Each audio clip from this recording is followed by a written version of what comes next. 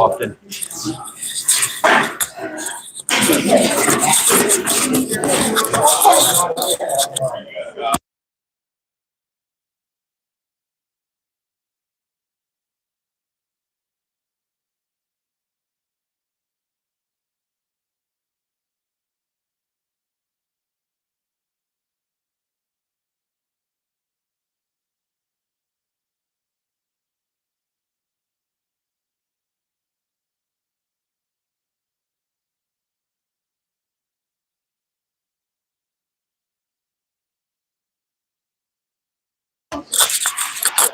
One more, I think. No, mine is good.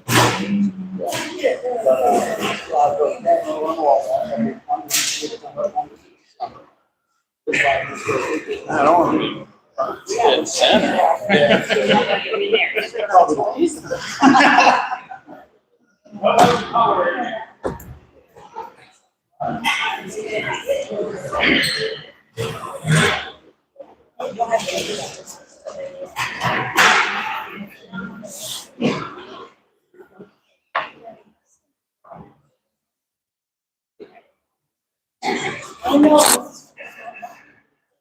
As I do have a sign-in sheet for you guys all. You don't have to put your address.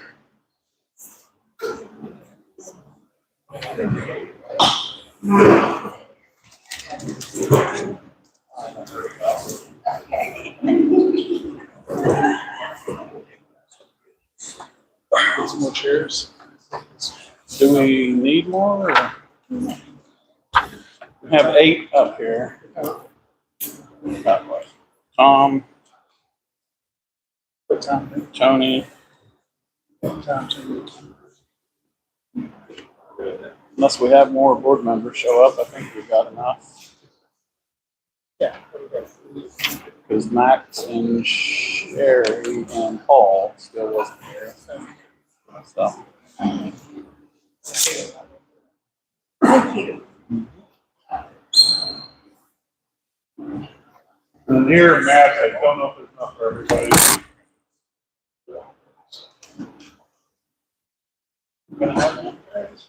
I like so. Is everybody sitting?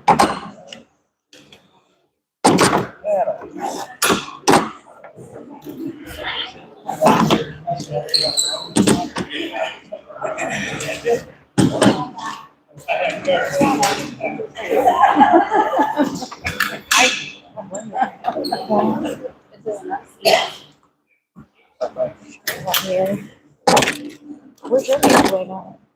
You know, maybe it's hiding.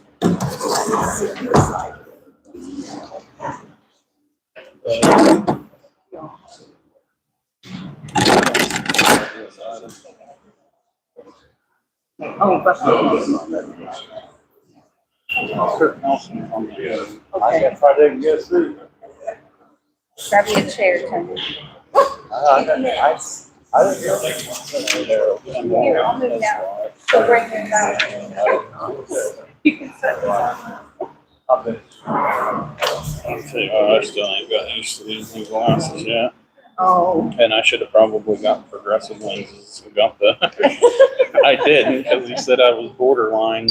I could go without, but I should have probably got it. I'm still holding stuff as far as my arms can reach to read.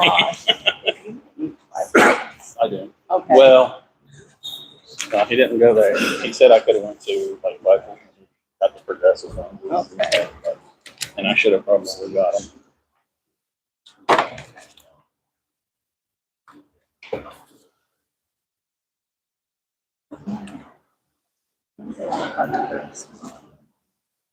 And I got a couple extra plans is what I'm reviewing. So. Yeah. Oh, I don't know. Yeah. You guys have those? Yes, I've got one. Yeah. Sure. You have your book? No. That's in there. I can do it for you.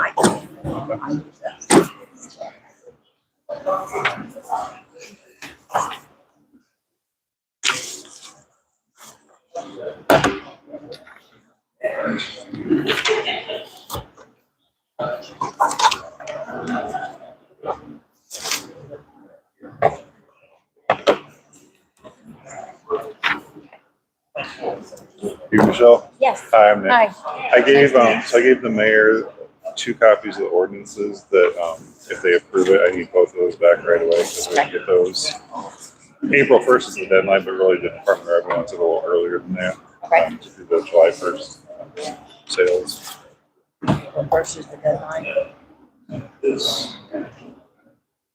That's how. Okay, the 2 copies to Tom.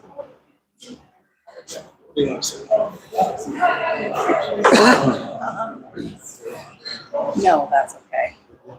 Yeah, get that. Not intentionally.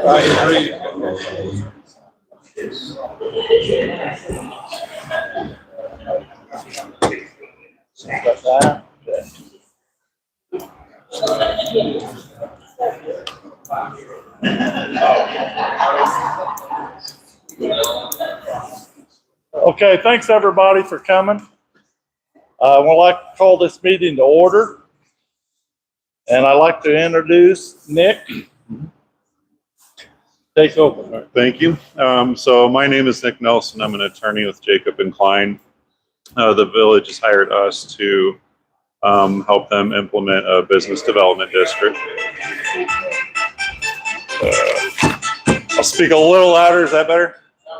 All right. So the village has hired us to help them implement a business development district. And I'll say BDD. That's business development district, but the BDD has to be a contiguous area of property located within the municipality.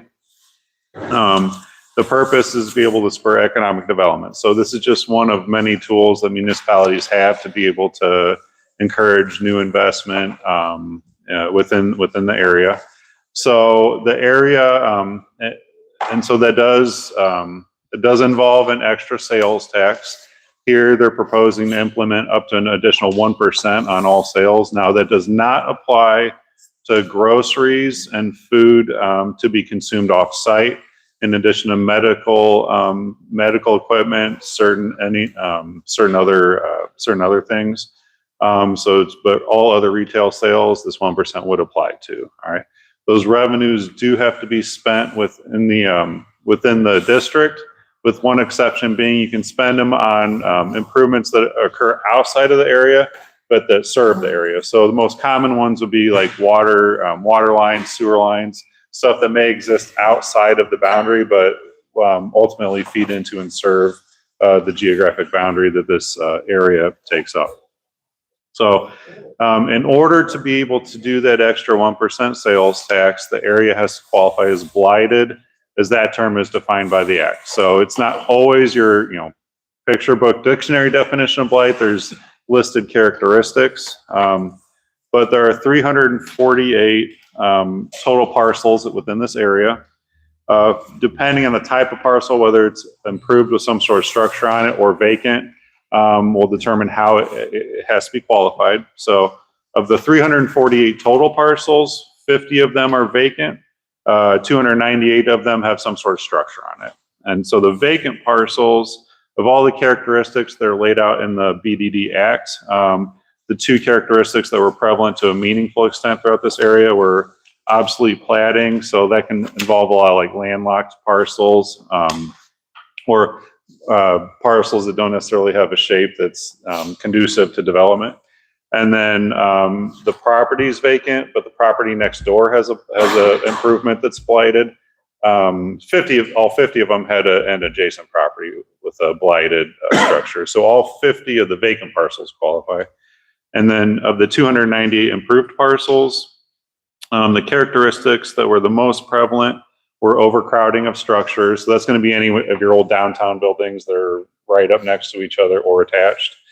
The structures were actually deterioration. So that would be kind of what you think of as a blighting, with cracked walls, cracked foundations, cracked sidewalks and streets, crumbling building materials.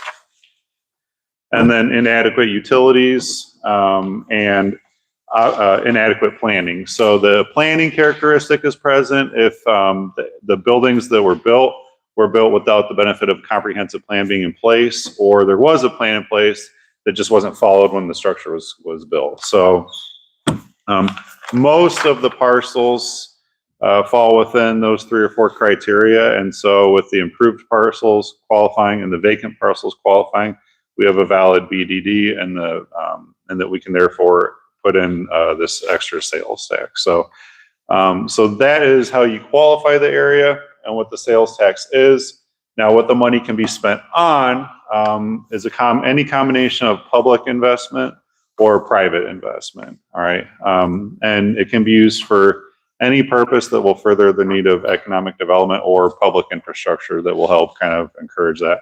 But you can do any type of a development. It doesn't matter if you're incentivizing residential, commercial, retail, as long as the underlying costs that are being reimbursed are eligible, they can be reimbursed. And so typically on a private developer, you're going to have an agreement that is entered into between the municipality and the developer. So everything is separately negotiated. The board has the power to approve anything or reject projects if it's just not something that fits within what they want to do. So with that, I will open it up to any questions or concerns.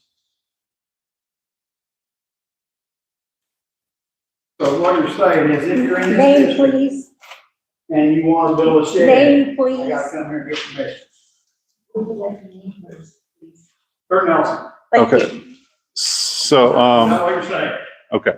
So this has nothing to do with zoning code or building codes other than you have to comply with what is already applicable.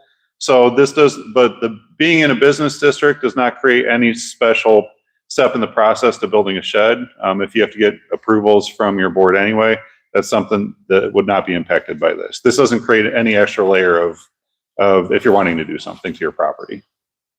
It just enables any developer that wants to do something, they want to get an incentive and it's something that the board wants to incentivize, then you can apply for that and receive reimbursements for some of the costs potentially.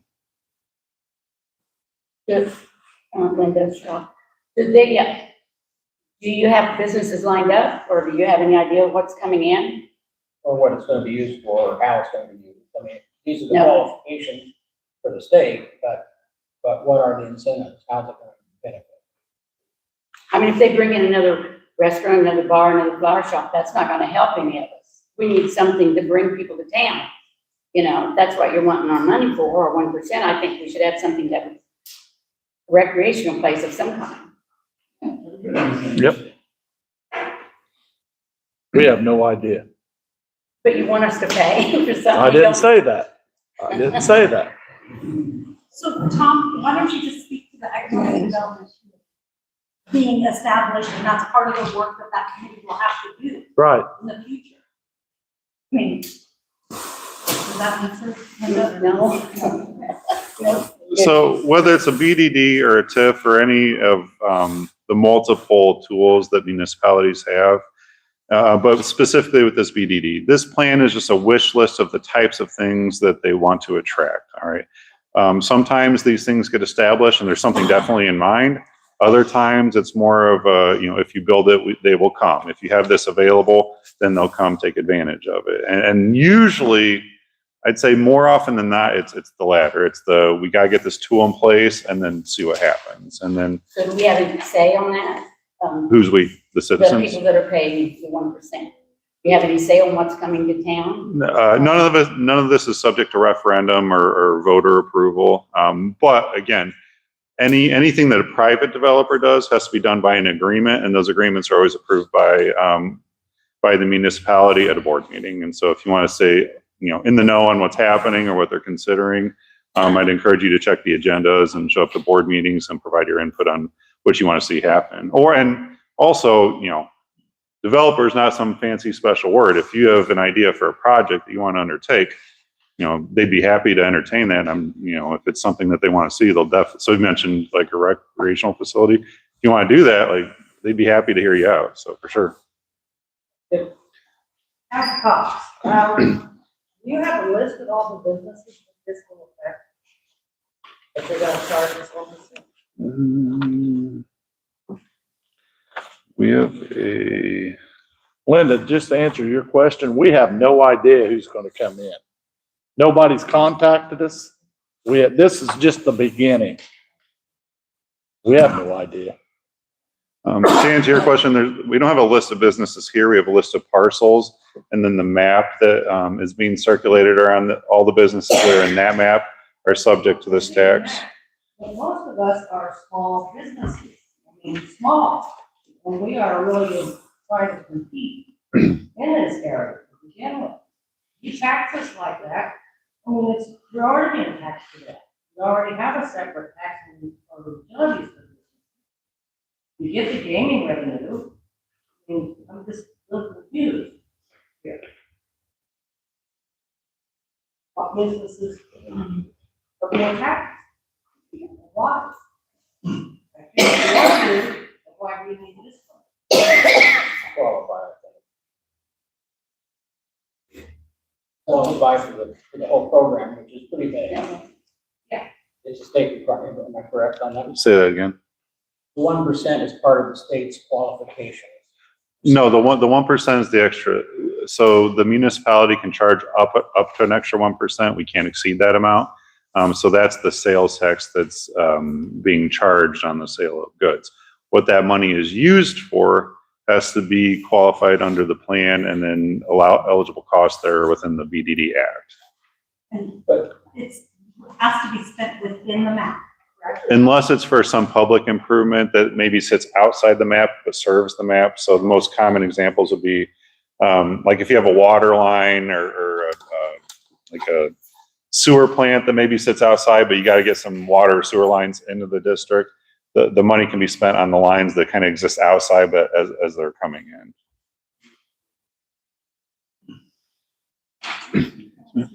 Name's Amy Shu, on the Hub Cap. We are a cash-based business. 98% of our sales actually is from beverage sales. And we do that by a whole dollar amount or 50 cents. We actually pay for the taxes in that amount. So if we would have to increase sales or if it increases by 1%, we are either going to have to eat at 1%. So if we made $100,000 a year, that's $1,000 comes out of our profit margin. And then you do this for 23 years, it's $22,000. Let's just say we never utilize any of that business money. How is that fair to us? And I'm talking about anybody that has a cash-based business. How is that fair to us to have to pay in so we can stay competitive for the rest of the area? Stay open. The act allows you to pass this off to the customer. Most businesses aren't come here and you walk out, you spend $50 on the thing, you walk out with the $50. They'll charge that sales tax on top of the thing that costs $50. So most businesses do pass that along to the customers. And what about the ones that don't? I mean, even if I got a POS system, I mean, our beer is $3. So it costs $3.03 tax. So how would we would have to raise the prices to $3.25 realistically, and then we can't be competitive against the rest of the area of businesses that are around us in other towns. Majority of the clubs can't hardly stay open as it is. We are fighting to stay open, especially the Veterans Club, the region and the VFW, the Hub Cap. We hurt every time we come. We pay sales tax, we pay quarterly taxes, monthly taxes, annual taxes, we pay all the taxes. Real estate taxes, license fees, raffle, gaming, you pay for the state, you pay for the municipality here. I mean, taxes, I don't think that's fair for us to do all this at all. Yes, sir. Mike Track, it seems to me that this 1% isn't gonna amount to a lot of dollars to help anybody. So is this just part of the process of getting funds or bonds or whatever from the state? So the 1%, and this is entirely anecdotal, so you can take it for what it's worth. But in all the BDDs that we've helped set up, nobody's really on the customer side anyway. Okay, nobody's really noticed that 1%, and on the business side, nobody's really noticed a drop in business because of 1%. Nobody notices a 1% on a cheeseburger that gets purchased. It's a very insignificant amount, and again, I know you got your pricing model, but that's not how it's done in most places. So that tax gets passed on to the customer. Also a good thing about this EDD is that this includes the Love's Truck Stop. And so most of the dollars being generated in this area are going to be coming from people that are traveling through from out of town. And then that money is going to funnel into this. So you're looking at this as, I'm a business owner, I have a small business, and this extra 1% is going to break me. Okay. Well, first of all, pass that on to your customers. They're not going to notice the difference. But second of all, but second of all, look at it in terms of how you can benefit. And we do get that comment, your comment, we get that all the time. All right. And so there have been some communities that had some very vocal business owners that did not want to be in a BDD. They just, I don't want to charge the extra 1%. Like, I don't want to be in it. And so the ones that give into that and will cut them out, 9 times out of 10, they see what their neighbors get from the BDD revenues and the grants and the stuff that helps their business. And then they ask to be brought back in. That has happened more times than I can count. And so I understand the criticism and it's a comment we get a lot, but it really does help, especially in this area where you have money coming from out of towners that can funnel into the old downtown areas. It really does help. Hi, my name is Bonnie Stella. I have an Airbnb. I'm wondering because I don't want to bring it up my prices. I'm trying to keep it low to keep people to stop here rather than go to Effingham. I need to have it competitive so it's cheaper. Also, what guarantee do you give us that it's not going to become 1.5% or 2%? Legally, 1% is the maximum. It is the maximum. Yeah, you can't go above. Guarantee that it not go up? The BDD tax cannot exceed 1%. Says here, if you have improvements in the charges. I read that on 11, on number 11 on there. It said something about if you adjust everything, that it would be it could be up to 5%. Is that what that means? Show me the page. And it was That's the the ordinance. ordinance number 11 on B there. It says if you go back to a meeting and decide that it's not enough, you can raise it. The way I understood it, maybe it's You not. may be talking about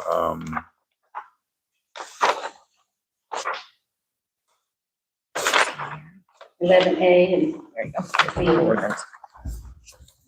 sorry, let me catch up to you. Oh, okay. This has nothing to do with the tax and that's being charged. So the plan has to have a total estimated cost for all costs that can be expended. Again, wish list of costs. All right. We have to have a limitation that the plan provides. That limitation can be increased by CPI plus a one-time adjustment of 5%. So that's not speaking to the revenue side. That's speaking to what we do with the revenue and the expenditure side. Yeah. So no, the revenues, the tax itself cannot exceed 1%. Yes, sir. Kurt Nelson again. I don't know when people don't notice the 1%.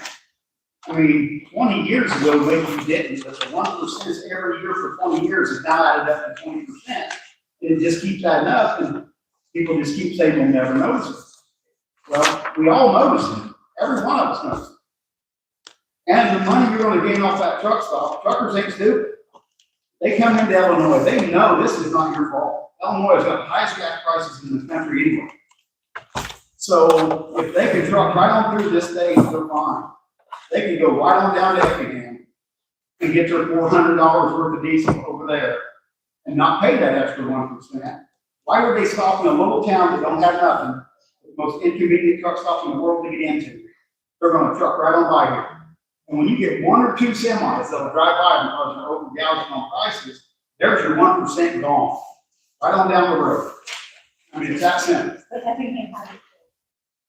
Well, Plus, this does not, prices are cheap. this is not fuel tax. This doesn't go on fuel tax, correct? It applies to fuel. Oh, it does. Yeah. My next question is, anybody in this district that has a business, I mean, are they going to tax the service? Is this hit a service or just something? No, this is the retailer's occupation tax, the hotel tax, and then this the service retail tax. So not the services themselves, but like if the whatever the use tax would apply to, this would be tacked onto that. So if you, as part of a service, you own like an auto repair company, the labor and the services you provide doesn't get charged the tax, but the engine or the parts that would normally be subject to sales tax, those would.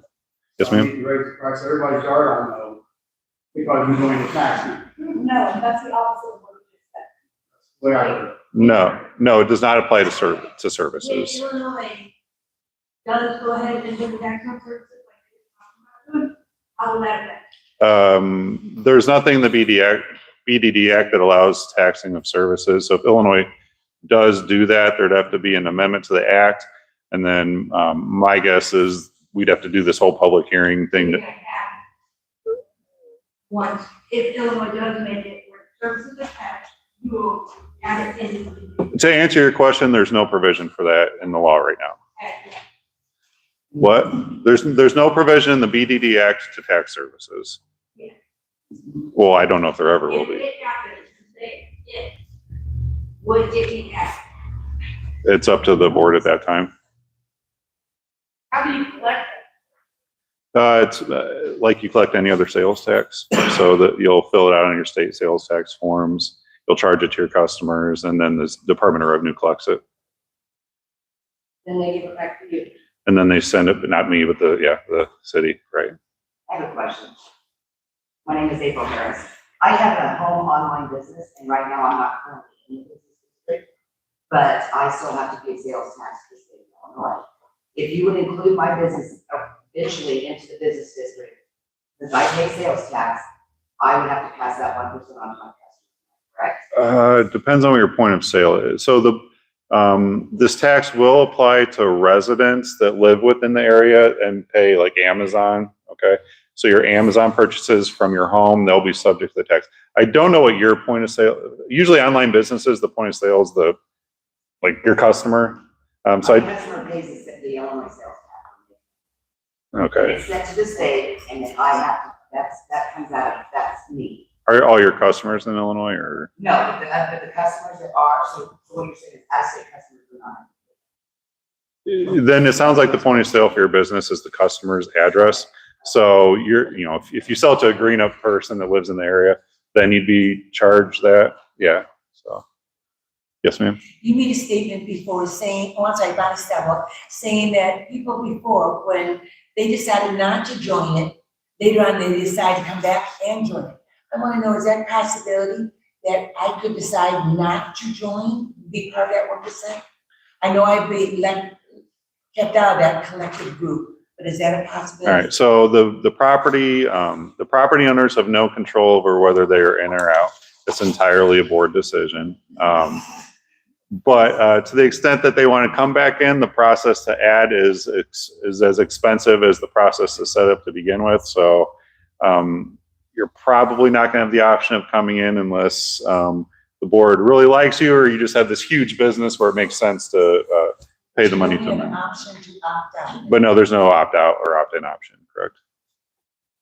And then the other problem with that is our area does have to be contiguous. And so if people have the ability to opt in or out, and we're kind of making changes based off of that, it could create islands or cut areas off, and we don't have enough contiguity to get from A to B. And really, we need contiguity to get from Loves to downtown. So, someone in this municipality's situation probably just wouldn't entertain that much. Yes, ma'am? My question is, in the projection that you provided to the board, do you have a projection for the revenue of the 1%? I mean, what kind of money are we talking about? Let's see if we did a spreadsheet.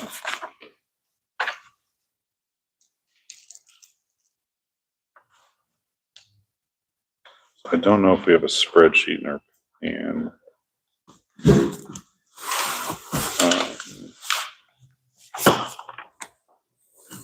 Yeah, I don't know that we'd have necessarily those numbers. But I can tell you a lot of this will be generated by the Loves, and that number will be quite a bit. Okay, so then I guess my follow-up question was, I've been a part of this conversation for the last 2 years, so from the very beginning, but we had some numbers that we looked at to decide whether it would be worth it to move with you guys, right? Sure. So it's gonna cost us this much to set up, and what is the projection over time of revenue that we'll be bringing in? And it was, I mean, the numbers were clear that it was worth it. So I wonder if those Okay, there you go. estimates could be just. Yeah, sure. All right, sorry. So there's page 3 of the plan. So there are total retail sales in calendar year 2024 for $39 million. And So that was within the map. yeah, so that, Okay. well, that's within the entire village. Assuming that most of the commercial parts of the village are in the BDD, which is probably the case, you're talking 1% of that number, give or take. Now, some of that may be, again, food, grocery food, medical supplies, farm implements, stuff that's not subject to the tax. Okay, so, but you know, if we had 39 million of retail sales that aren't those items, you'd just be 1% of that. But I don't have that number off the top of my head, what that would apply to. Yes, ma'am. Hi, Janice Allison. I live on a residential street and it's included. I was just wondering why some residential streets are and why others are not. So there's usually two big reasons for that. One is the contiguity thing I was mentioning earlier. We got to get from A to B, but there's residential in the middle, so it's included for that reason. The other reason is you have streets and sewers and water lines and stuff that runs through your neighborhood. So generally speaking, in order to be able to spend money on a public improvement like a new street, new sidewalk, new water lines, sewer lines, the area has to be included. Like I said, we can spend money on public projects that are outside, but ultimately those things that you're spending the money on have to serve the BDD. So that's another reason, you know, if they need to do work to, you know, the street outside your house, the area would have to be included generally. Excuse me, Brian Quinn. So this goes back to her point, something you said earlier about Amazon deliveries. So any person that has a residence in the area that is ordering something from Amazon is going to pay a 1% tax on that? Yes. Just for shopping? Yeah. It's killing me. Welcome to sales tax. And honestly, that's a very recent change. That up until a couple of years ago, the Department of Revenue wasn't, they either weren't doing it or weren't enforcing it, and now they are. They generally are. So Amazons and the online retailers all have that set up in their systems, and they're plugged into the Department of Revenue, and so it just is an automatic thing. Driving up consumer prices.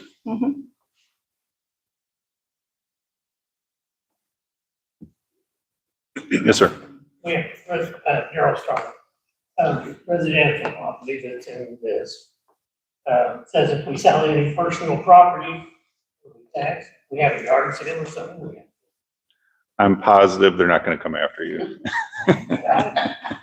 In here. But I'm not advising you one way or the other. You seek your own legal counsel on that. Let's see why we can't do that.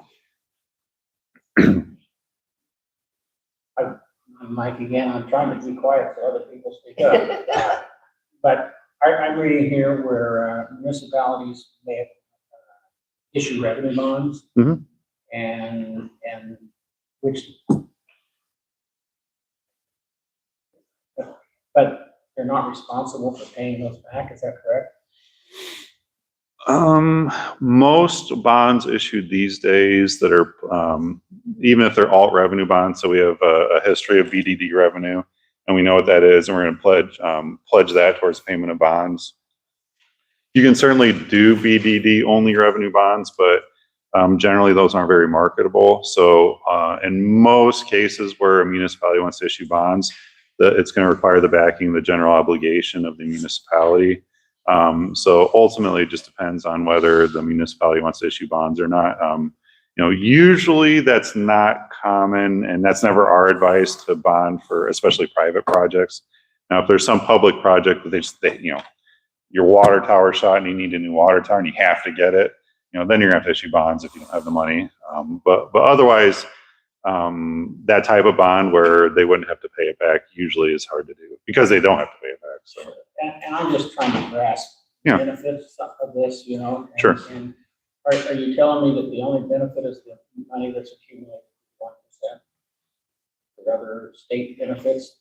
yeah, no, there's no additional benefit other than this money a lot of times can be used for matching grants. So if the state or federal has some sort of a matching grant system where you have to provide some local money to get the federal or state money, this money oftentimes can be used for that if the underlying cost is an eligible cost.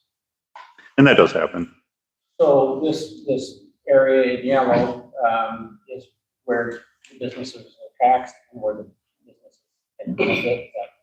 That's correct.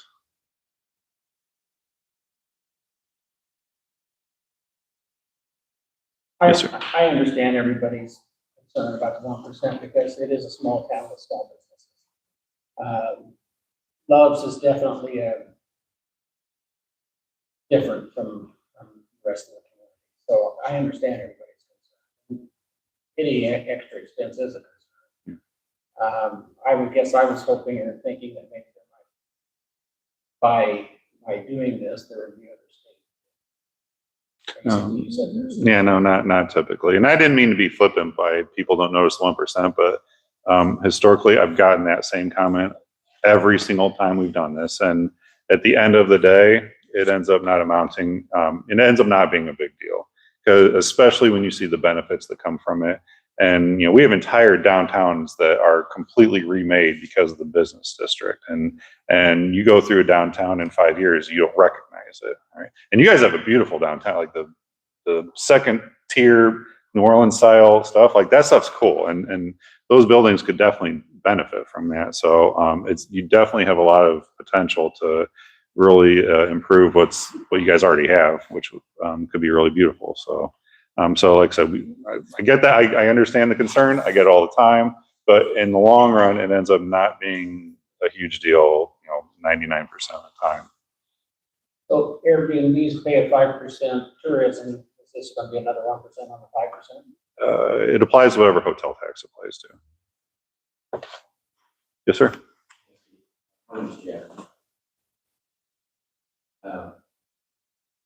I just want to see a show of hands. Does anybody here ever go to Champagne? I go to Champagne. Go out to eat, go shopping. Anybody?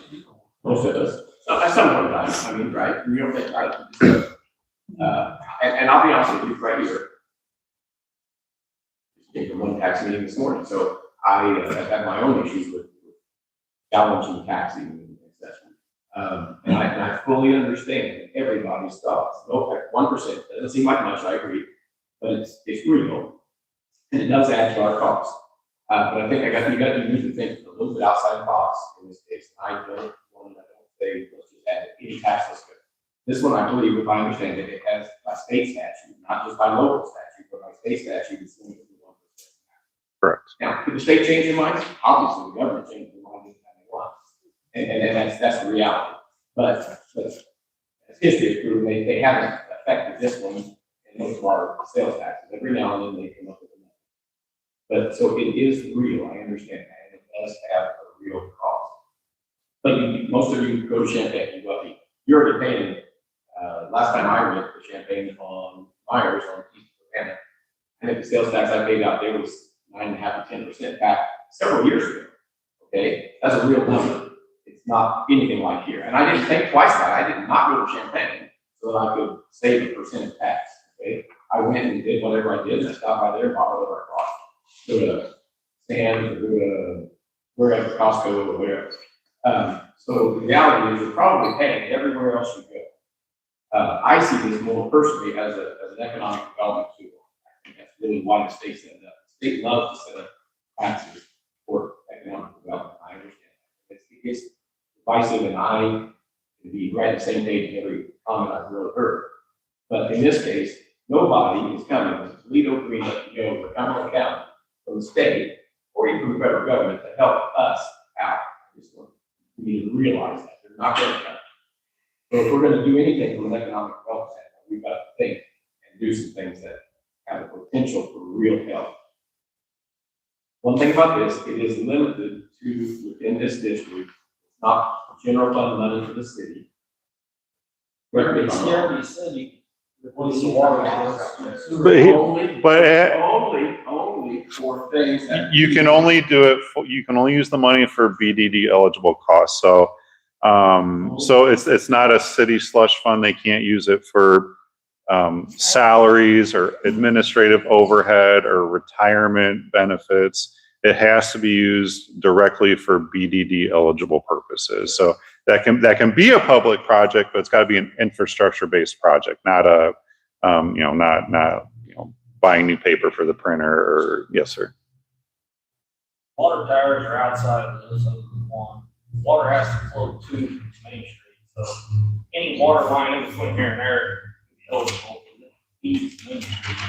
The sewer line runs straight down the middle of Main Street, or behind Main Street.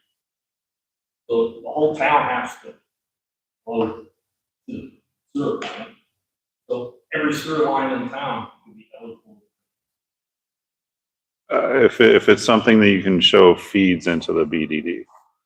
So my experience has been the money's not, I've not seen one municipality set this up only so they can do some public infrastructure project outside of the area. I don't know any city that isn't primarily concerned with commercial economic development and getting the downtowns up and running and using this money for that purpose. As the overall control. The board has control of the money. They determine what to do with it. Who picks the board? You guys do. We do, they're elected officials? They're elected officials, I heard they were. actually. I heard they were appointed by the mayor. That's only if somebody quits. Yeah, that's if somebody quits and he has to fill a vacancy.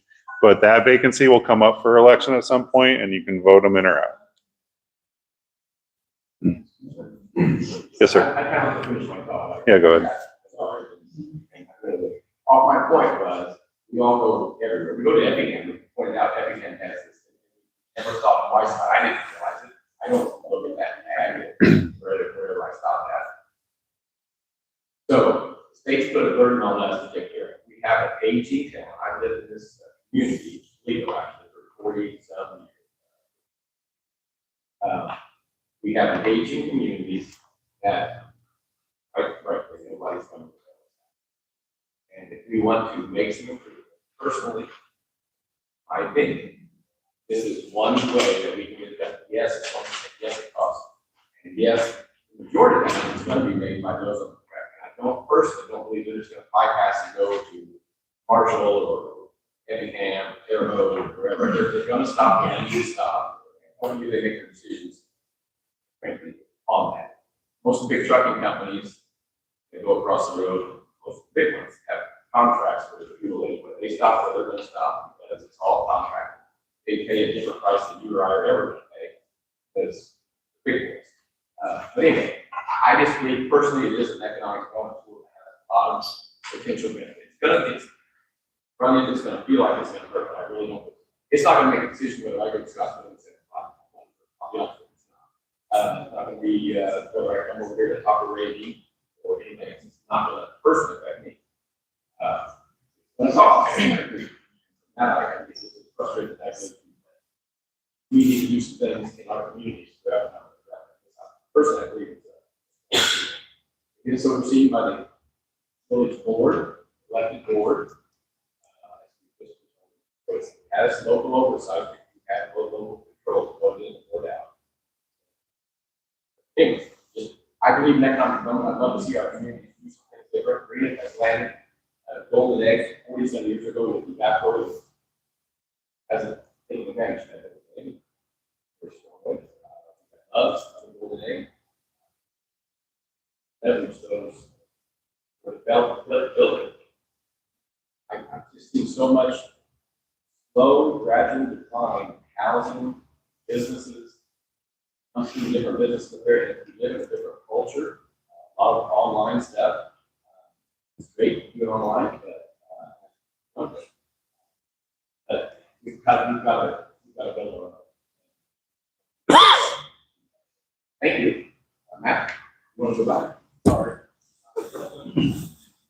Yeah, I understand what you're saying, because when we go to Champaign, we don't think twice about it. I don't think any of us do. But I listened to Amy there. $1,000 a year, 20 years, that's a lot of money. This 1% will hurt the businesses. A lot of stuff in Champaign too. You get a lot in Champaign when you go up there, Yeah, so they got a lot to offer. yeah, Champagne's got a lot to offer. Paying to fix their roads and their water lines and their whatever, when we go up there, so you Right, can be proud of that and proud of them. so shop. But I gotta agree with Amy here. I think it'll hurt the business. Kurt? First off, I disagree with what he said a while ago. I'm on a very competitive business. 1% doesn't make a difference. I have been in Champaign and I've noticed 10% sales tax. I don't go back. People notice that stuff. We just got hit with it in this county with increased real estate taxes over the last 3 years. Everybody in here has been hit. It's big time. We're getting hit with more taxes all the time. One more drop in the bucket. I'm against it. 1% now, it's another 0.5% next year, another 0.5% next year. Years ago, let's do it over Toledo, so it's a 1/4% increase tax on sidewalks. How many people seen do sidewalks over Toledo in the last year? Where's the money go? I got another question. How much you guys get paid to run this? I'm actually not sure.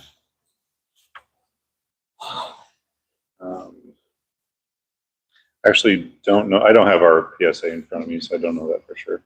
20,000, 30, 40, It would not be 40 or 50. I read something about 15, but I Yeah, don't know. 50. It's usually in the 10 to 20 range for a business district. And I heard a figure a minute ago, $39 million in sales in paper, I got 26.5. The entire village of Greenup generated $39 million in sales in calendar year Last year, 2025. 0.5. That doesn't mean that's what this tax is going to apply to, because that's everything within the village, and that also includes food and groceries and medical supplies and farm implements and other things that the tax doesn't necessarily apply to. So everybody will be paying that, all the businesses in Greenup or just in the district? Just in the district. Just in the district. Which is pretty much. Hmm. Well, who in this room knew that Greenup pulled $39 million? The winery's not included in it, why aren't they? Why was- Yeah, it is. It is included. It doesn't show it on here. Yes. Yeah, it is. Is It's it? down in the bottom left corner. The fairground's even included. No, fairground. Yes, sir. The fairgrounds. It's not? It's not sweet. They make a little stick there. I thought the fairground was on that. Huh? Hold on, sorry. Just the other day. Hold on. I'm at a hard time hearing you. All right, go ahead. Just the other day when I heard about all this stuff going on, I was in Effingham, Steve, you ma'am. Effingham has this tax. Okay, they have one. Oh, there's the I went fairground. and got gas, why is it Effingham? Half a tank in my car, I save $3.80 paying their tax versus coming back here to get fuel. So, even though their tax, they are that much cheaper.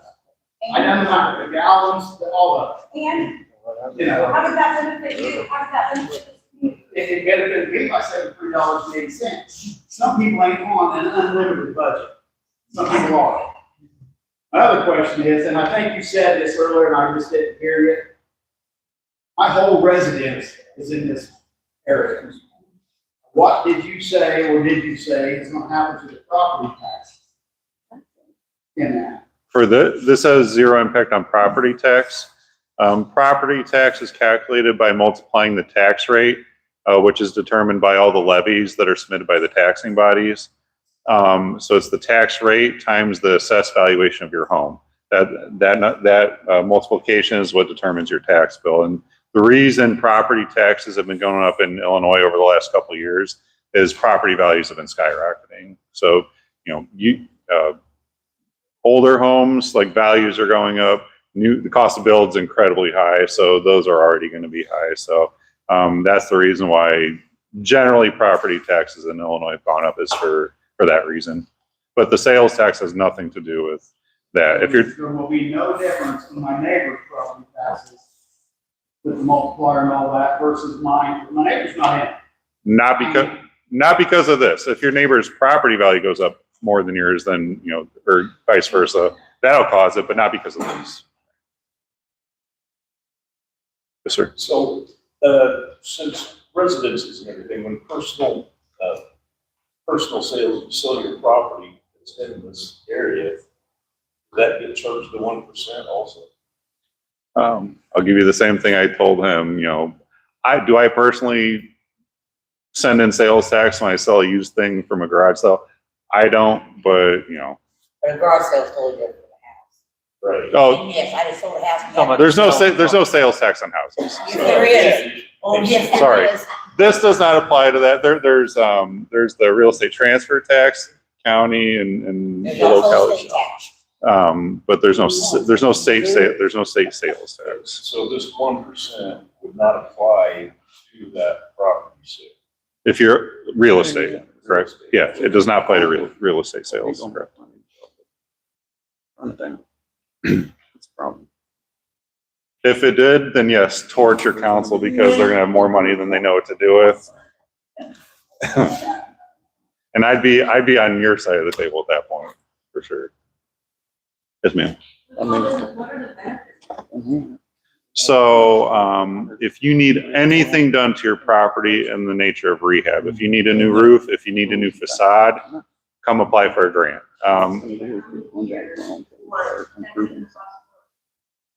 Should be right away. So this money, if the board approves this tonight, and they give me the ordinances in time, we're gonna send that to the Department of Revenue. As long as that's done by April 1st, this will apply to the sales starting July 1st.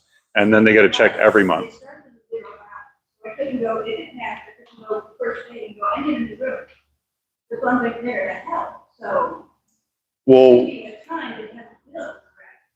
well, they'll start receiving this money, a month after it starts, so in August. But we have to build in order for them to happen. They'll get it. How many years are we looking at paying if there's no benefit? Uh, Maybe one. I don't know, with the 1%, 1% of the 39 million, that's 390,000. The truck stop check alone, that's gonna come in right away, and that's gonna be a pretty decent amount of money, so. You're gonna be able to help every business, and if you are, who's gonna decide how you cut that business? And how much that business is, what if 6 people all come in the business district and what all of it, how is that gonna be decided? Locally controlled by the board, so, I'll tell you what a lot of other boards do, and they all do it different. And I can tell you 9 out of 10 of them are pretty equitable in how they distribute the money. So some of them will set up actual grant programs, and so they'll set aside a definite amount because they'll know what they have coming in and they know what they have in their account. So they'll set aside a definite amount, and then they'll have a consistent grant that they give to every business owner that applies for it. So it'll either be as a percentage of their cost or, you know, some flat amount, say $5,000 or $10,000. And it could be for something specific or more general. So every city does it different. Some cities that have, you know, a lot of revenue coming in, if they have a Walmart or, and maybe the Loves will be big enough for this. They'll just, you know, you come in and apply separately, you fill out an application, and then you list what the project is that you're trying to do.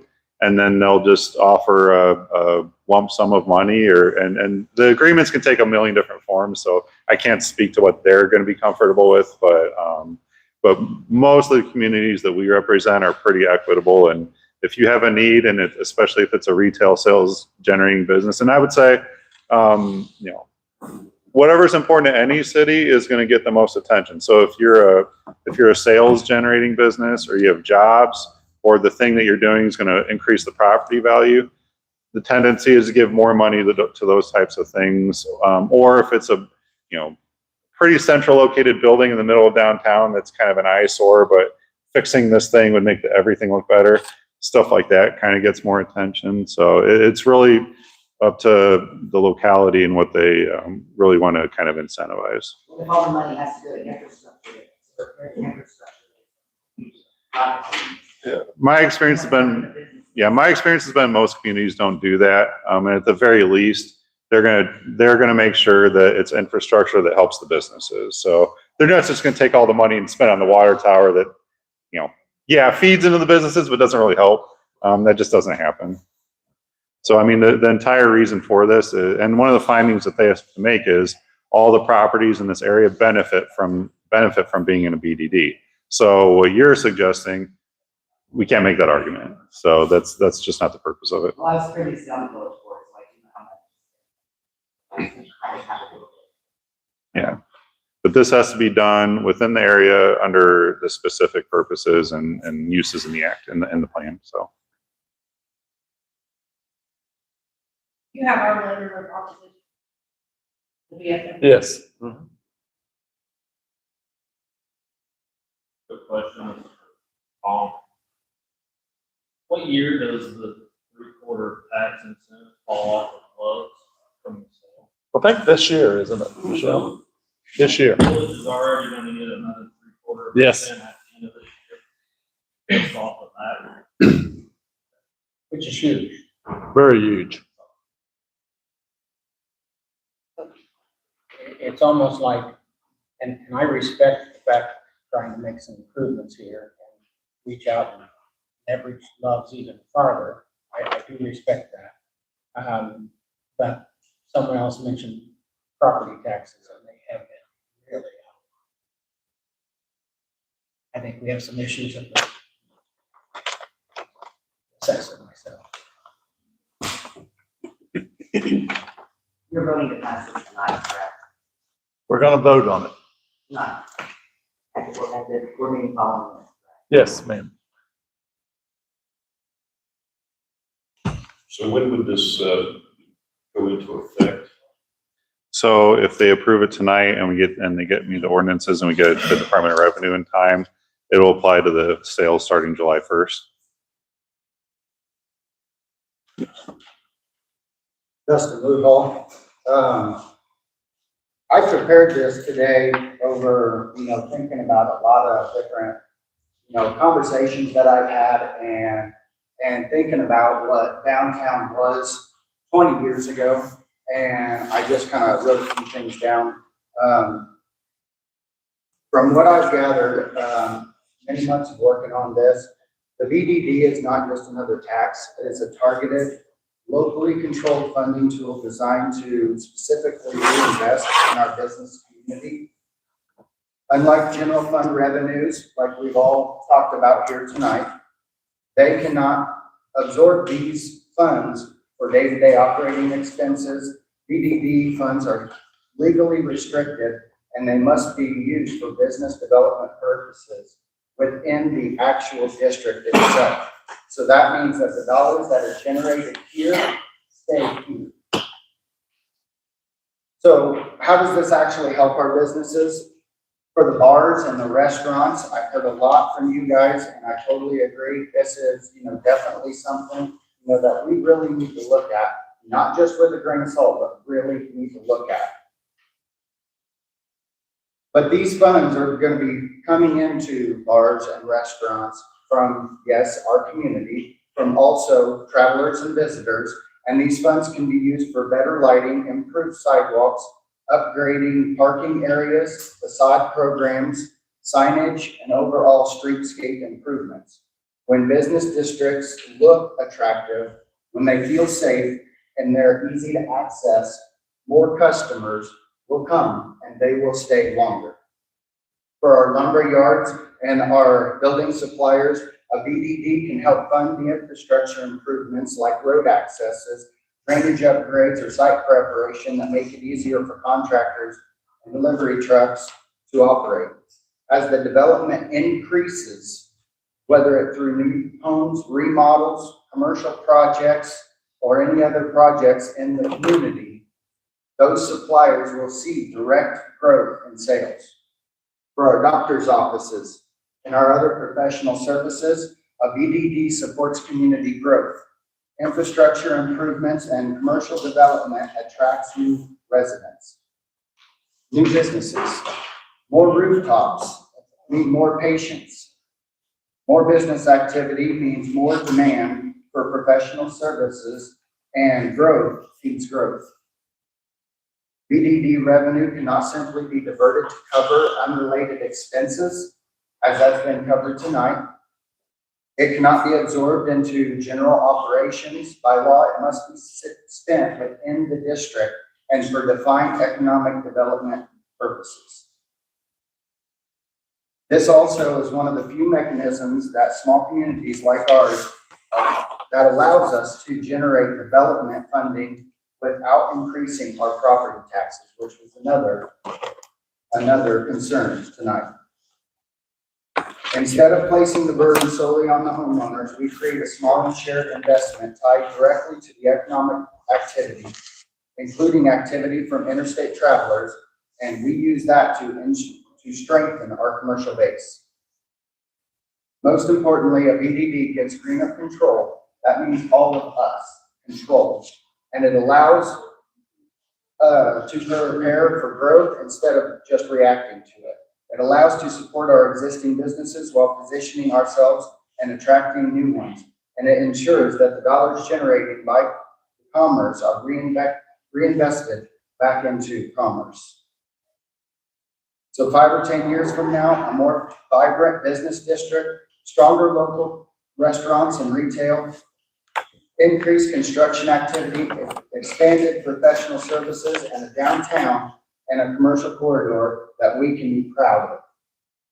A BDD is not about adding burden. It is about capturing opportunity, and it's about making sure that when people spend money in Greenup, especially those passing through Greenup, a portion of that investment stays in Greenup to build a stronger future.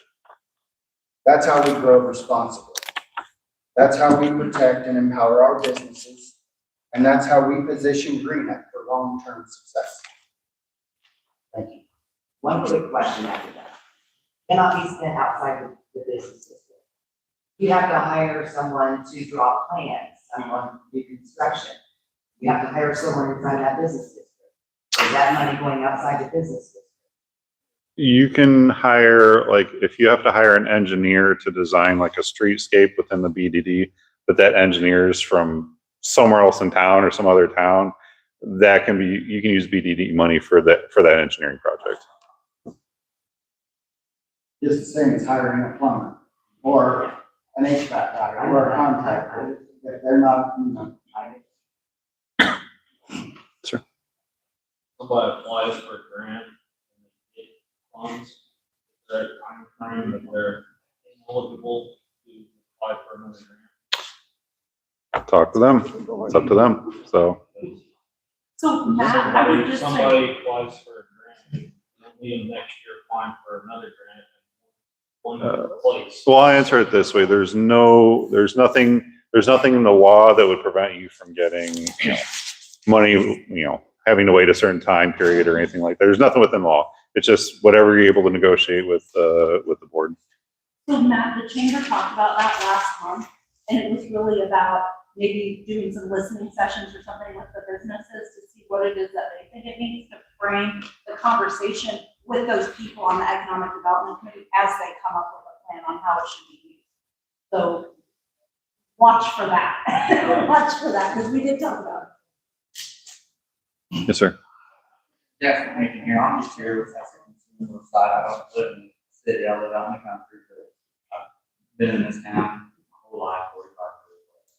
I'm not sure what the answer is. I know there's a lot of old buildings, a lot of old infrastructure. I'm not sure what the answer is. I hope the board is also thinking about programs. We've had 1,600 people sign up in front of our town ever since the beginning of time. We've really got like 1,300 people maybe. So, you're taxing the same people who talked about property taxes before. Like in the next 10 years, I'll probably give anywhere from $65,000 to $70,000 property taxes.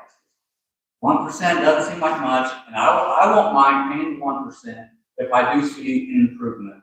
But I've seen in the past, the city of Greenup, though, they get all this money, and it's like, you redo half the sidewalk on Main Street. Well, it's Main Street. You have people driving through Main Street, redo the whole block. I don't understand that. So, I think every small town, you go over to Casey, look how much everybody's shrunk. And I'm glad I'm not in your guys' shoes, because we are dying. Whenever you live this close to Indiana, and all the perks you get over there, and, it's just the tax burden of Illinois is increasing, and everybody's leaving. And so in turn, the people that stay here, our property taxes are just outrageous. And, that's not me, but I hope you look, like, we need to bring population in. And it's like remote workers. I know there's other states and towns that promote people who have remote jobs. Come to our towns and we'll give you an incentive of $10,000 to come buy a house here. So that's the other part of this equation too. As far as like, it's nice to get all these businesses, all nice and everything, but if you don't have people living there or paying this 1% tax, it's going to be tough to do what you want. That's all. And I will say to that point, this money can be used in the residential areas that are here. It can, and some communities do, they'll use it for like residential rehab type projects, or, it could be used for new construction. That's probably not the best use of the money, but it can be used for that purpose of exactly what you're talking about as well. Now, I've lived in this town since the mid-60s. And me and my wife got married in 77. We couldn't even buy a house in Greenup. There was no house available. Now I had to go buy an old trailer, get rid of the trailer, and Mike built me a new home, built Tom one, and that's all I could get a lot, was to buy existing property. And I was on the board whenever the Evapco came to town. And just before that, the shoe factory closed up. And at 4 o'clock, when the shoe factory let out, the IGA was packed. Couldn't find a place to park. Well, then the IGA, at 4 o'clock, you could park anywhere you wanted because the shoe factory was gone. And I was on the board then, and our municipal sales tax just plummeted. What we bought in, it went in a handbasket. And then about the same time, Casey had this triples plant. Well, City of Casey invested $1 million to run utilities out, and lo and behold, triples never came. Well, then here comes Evapco. And let me tell you what, my phone line burned up. Why was I spending the village's money on a place that's going to pack up and leave here in just a few years? Can you imagine where we'd be at today if we didn't have Evapco? And we'd be looking pretty bad. With Evapco, they furnished the money so we could invest it in Lowe's when it came to town. Just fell in our lap. If we wouldn't have had the capital, money couldn't have been spent to bring that in, and Dollar General. There's risk and everything to take, and I'm taxed out myself. My God, it's just stupid what taxes are. But as I sit and read through all of our bills, and it takes a while, the village bills this month, you're short $400,000. Well, I go through every ticket and shake my head and get mad.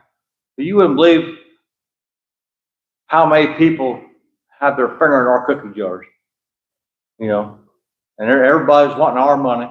And, some we got family because they want to rob business. And it takes money to make money. Do I know how I'm going to vote on this?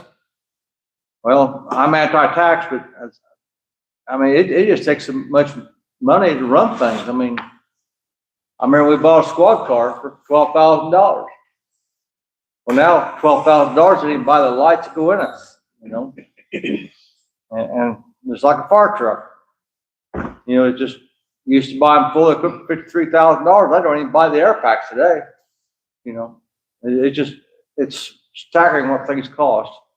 The sewer line that services Love's and part of Evapco, going one block, we just spent almost $100,000 to go a block because that sewer line collapses,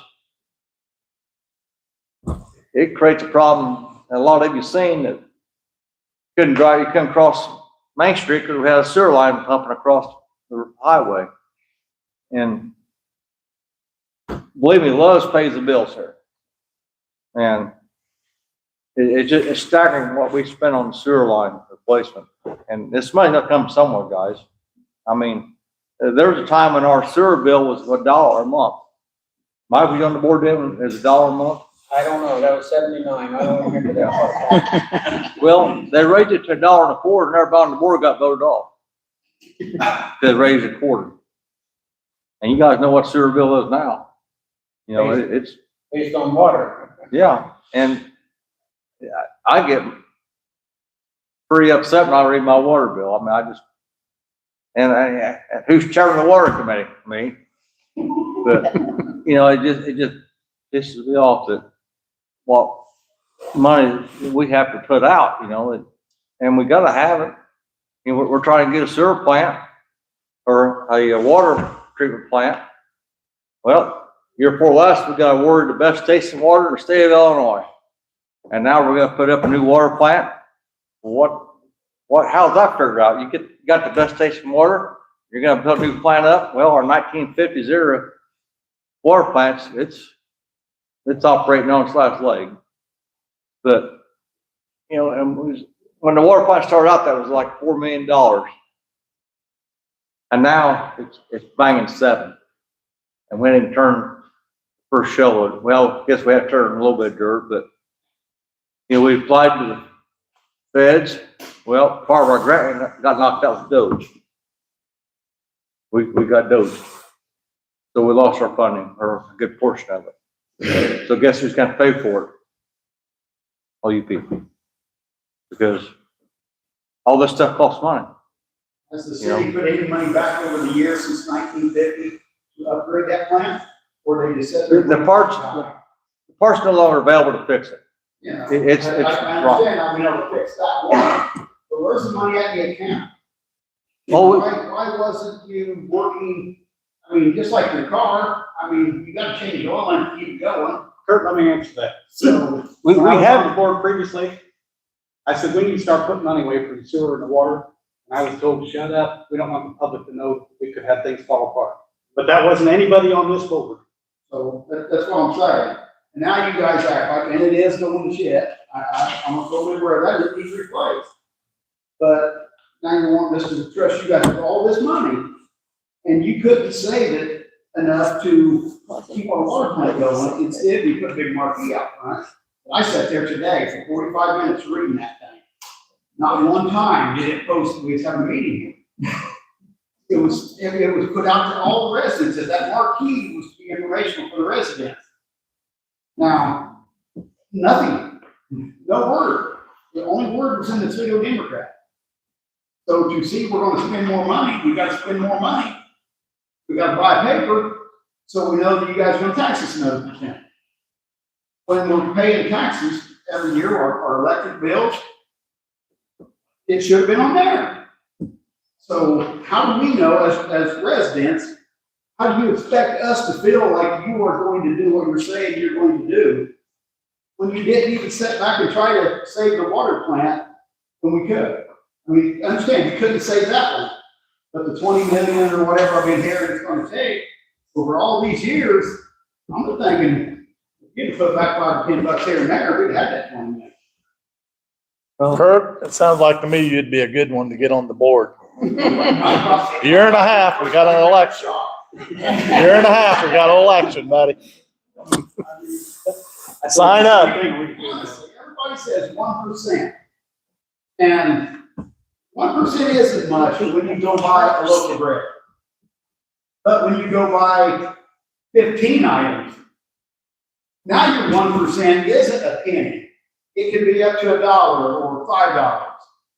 You know, so the 1% sounds tiny, but in the great big picture of it, in a day's time, that 1% could be $50. And if you've done that 3 times a week, you know, and then I'm in this district, so if I order something, I'll pay another 1% on top of it. You're entirely right. You know, I mean, what the hell, I'm getting another one here. Well, this is where I think as being board member, you know, you be good stewards as far as where you don't get in situations like this, right? Whereas when you're charging the city of people their water bill, their sewer bill, look, I live out in the country, I pay like 5 times what everybody else pays. You know, you gotta be good stewards, and like, you gotta set back money as far as replacing all this stuff. I mean, it's not gonna last forever, and plus with your population shrinking, I think it's like over 20% at its highest population point, it's how much it's grown. Yeah. It's only gonna get more and more expensive for people. That's why I think you have to be good stewards on just allocating that extra $5 on the people's bills, whatever, and constantly, you should always constantly be upgrading something infrastructure. But you want businesses to come into this town, what business will want to come into town to have infrastructure that we have? I don't know, some of these businesses why can't come in here because of infrastructure. So I just like forward thinking as far as you shouldn't be in this predicament of having to charge the 1%. You're not saving money. Every board should have a 10-year plan, at least, of what they're looking to do. Could some of the revenue generated in the BDD go towards the new water plant? Sure. But I'd rather see it go toward the businesses that's generating this money. That's where I'd rather see the money go. The infrastructure,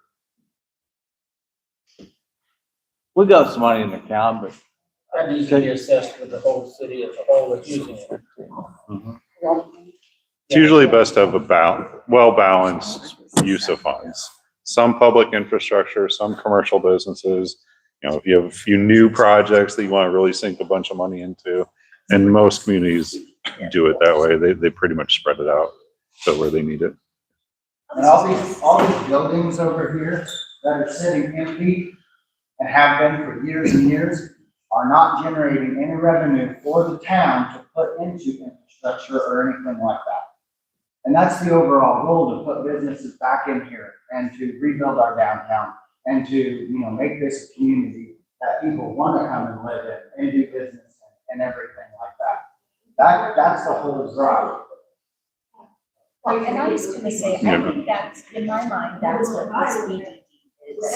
It's to improve the look of the town, because businesses don't want to come into a town that looks, the buildings are falling apart, it doesn't generate a lot of traffic.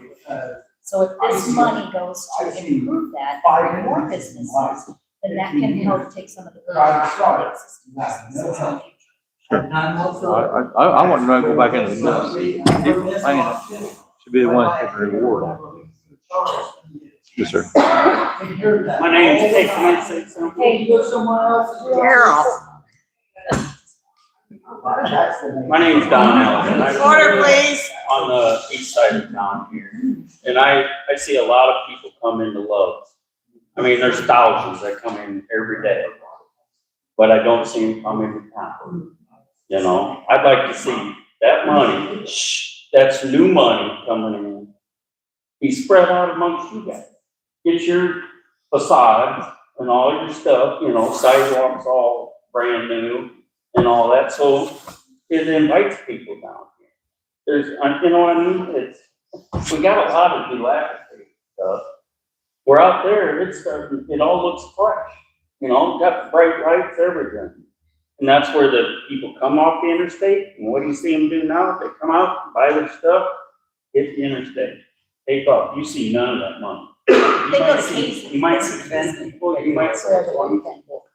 You don't see the thousands, I wanna see it like Casey. But it's gotta be something You go to like that that they wanna Casey, see. 7 o'clock in the morning, there's people lining the streets down there. That's right.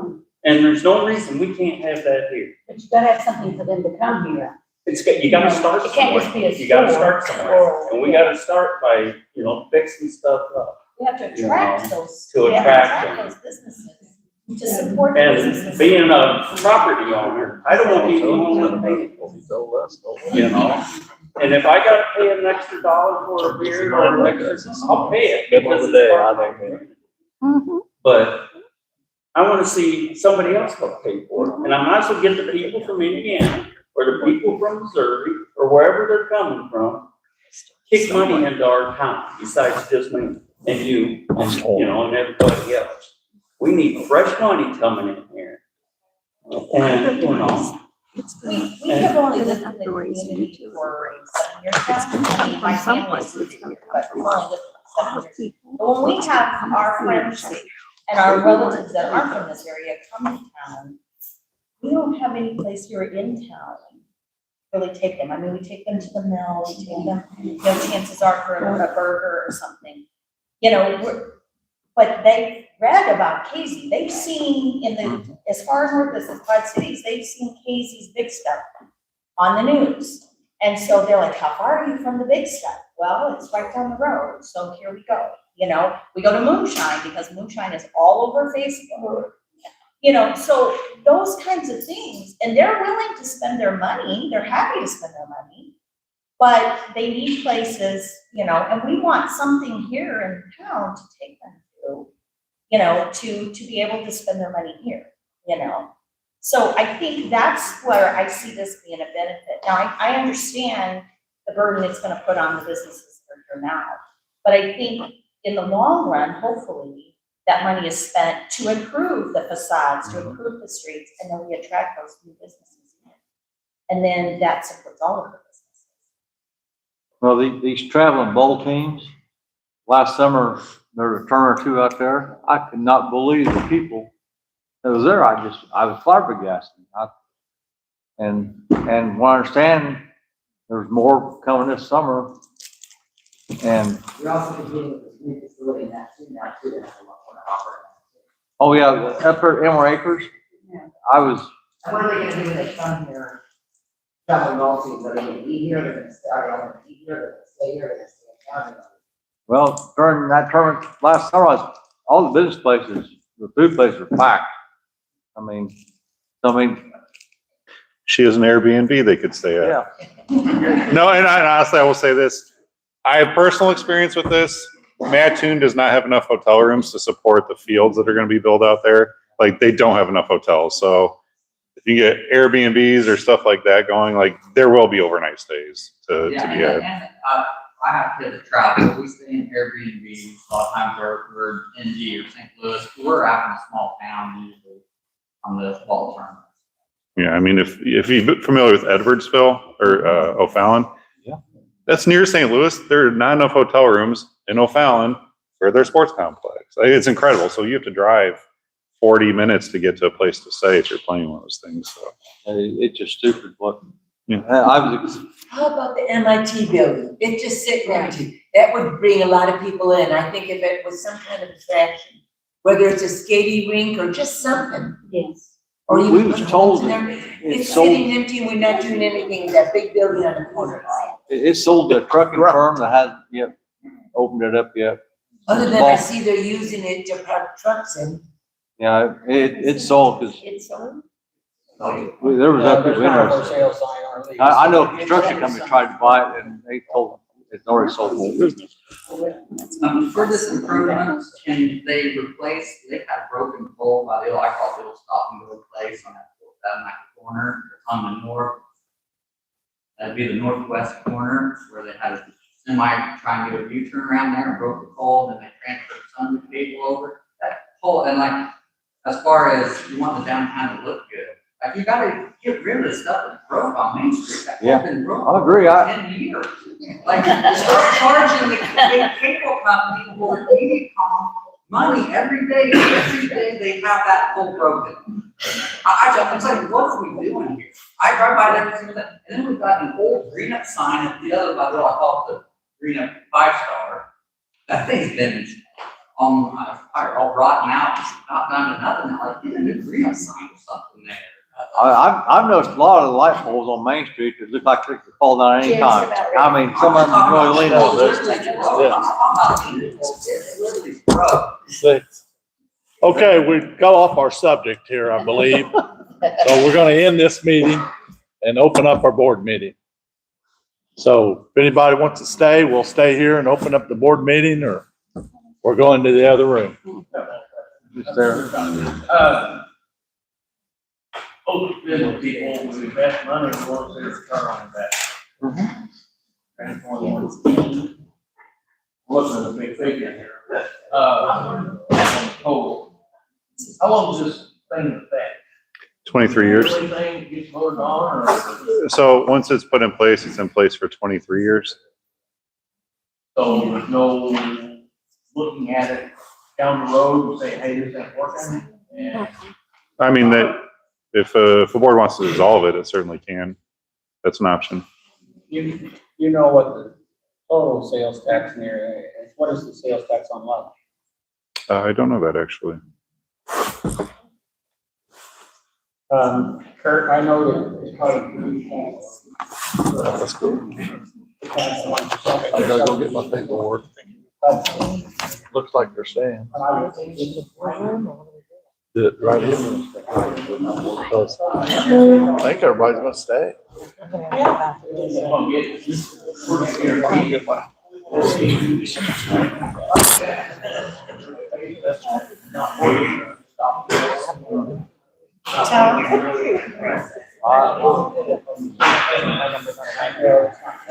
What are we doing?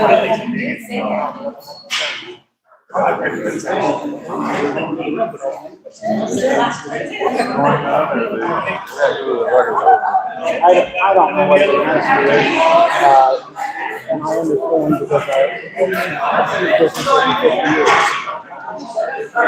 There could be benefits to this, especially leveraging about 7. If it's distributed equity. And that's a concern I have. I work and you know why I have. If you're gonna pick an area, I don't know, you come down here on 130, and you come from 40 down here, and then you don't do anything. I don't know. I don't know why you wouldn't just clear that area up. There's a large parcel of ground, I don't know, 4 acres maybe. There's some corner lots that could have some commercial appeal. So you don't get sales tax revenue, but why wouldn't you include it? We're getting that much money back from Live this year, why don't we use that? I don't have anything to do with those properties, but Unfortunately. You guys don't want my opinion. Yeah, I do. I mean, because I hear everything. I got a business that it's gonna affect. I was gonna take my whole damn place. But here's my, I'm gonna say a couple more. and I'm not saying it's right or wrong. I can tell you, I was in the same spot before I got on the board. I bitched about it, bitched about it, bitched So about many it. comments, and I was gonna question there, but. If you want change, my spot's coming up, but I'm moving back out to the country, so 2027, run for board. I don't even know I'm gonna be in Greenup in 2027 the way it's been ran. You know, well, just, well, and that's it, and I'm not saying But I don't think that that's too, but just to our. Well, one thing I would offer that you can do. Greenup may not be here in 2027, because we can't afford to upgrade stuff to So our keep you plan is here, to because do your one garage. toilets don't flush, or you don't have good water, or. So no money, I would but all the always steer you taxes in that people direction. paid over the But years, if and no there's money enough put back to concern do that anything. For the board, because this plan is. That's right, that's what I was telling you. Honestly, I'm not saying you're You wrong. have to spend But X percent on this type of. I gotta go get a X loan when I gotta percent on fix this type of something project, like X in this percent town. on I mean, infrastructure, honestly, whatever, it's or not my we're fault. limited. We can This only town spend didn't make me so 25%. stuff. No, Didn't save the money. I realize that. It's in the plan that way. Yeah, I agree with Then you have to stick. you. And So. so like I said, you know, Or and I mean, since I've been just on, very I've specific preached in and how the preached and money preached is about budgets. spent. Again, Let's start putting money back so we can fix things I don't wanna slowly and tell not you have to people hit this can't, stuff all at once, because you you don't know know? what's gonna happen, and what'll be a problem. But it's not just my decision. And it's been other And now- people's decisions now years. the board is wanting us to raise our taxes, and living where I live, I'm gonna get double whammy anytime I order something. Because they're gonna charge me again. Oh, I No, know. other than just the public, Because I have, the public process and vote. Right. well, if he orders, online. There's that where you get rejected and you go to some But Then you shoot yourself. board or administrative. it's gonna hurt me too. I get, because I have a business here too, so. Yeah, I mean, I say approve this out. I hear you, and I don't know what I can say to make you feel better about it. It is a way of. There ain't nothing you can say. You There ain't a know? damn thing you can say. Is there any way you can I mean, this town has went way the hell downhill and just keeps falling. Where's the board member through here? Yeah. That's our cash now. And it's gonna improve. And maybe commented that in some. And that's the point. If you don't pay the fee this year, and we get the year, your utility, gas, water, will go up way more than 1%. Because of the agreement, it wasn't from the incentive. I mean, that's, like I said, I've lost sleep over this because I'm the same way. It's gonna affect me the same it is all these businesses. All I say is, It's gonna affect all of us. We go out there and pay. my wife told me to get out for house.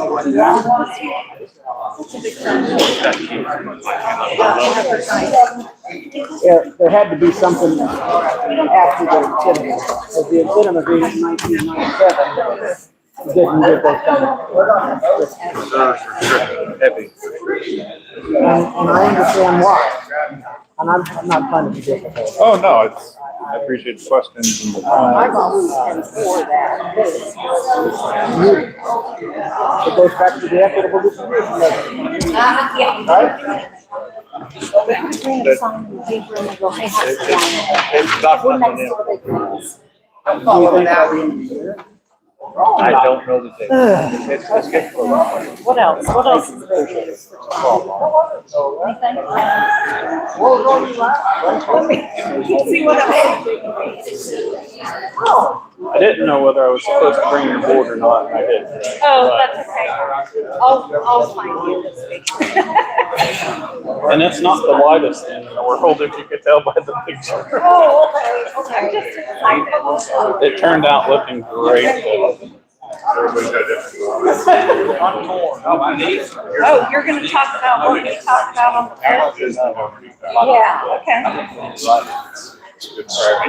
gonna say we met and she gave us several ideas. And so, I don't know, I've talked to her today.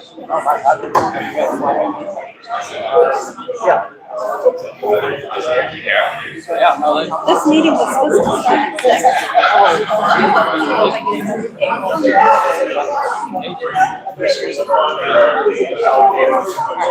Need paper? Paper for, And oh, sure. here's Max's notes.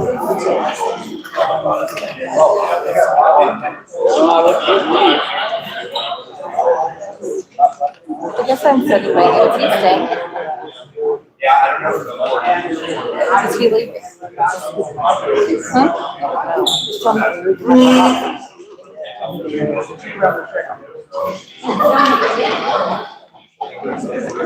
Where's Tony?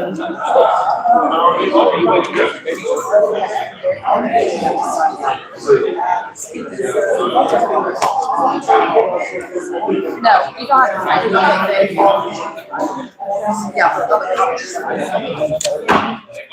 You want mine? Yeah. Add them to my stack.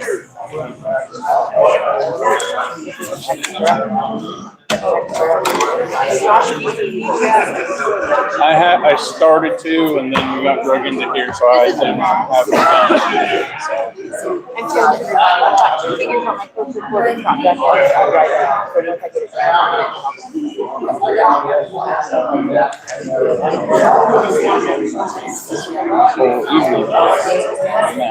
once I get it What is this?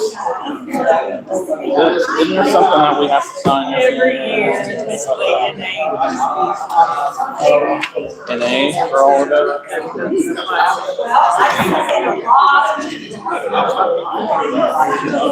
What's up here? Drop it right over. That's trustee. Oh, she's got it now. Okay.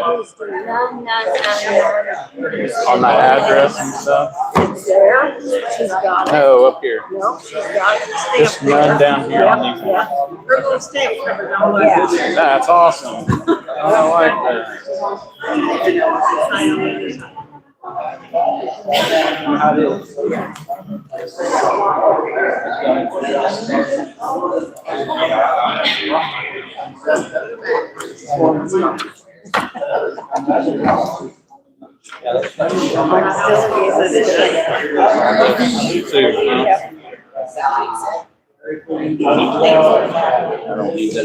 Jake Peters.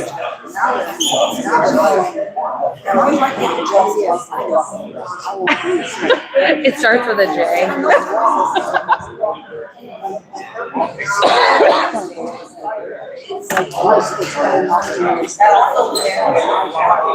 Yep, and Ethan.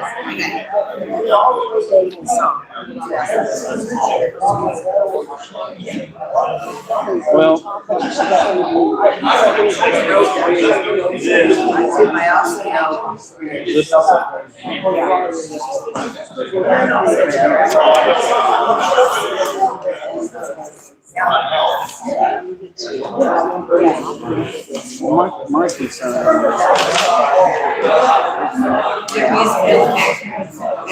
Huh? I know there is.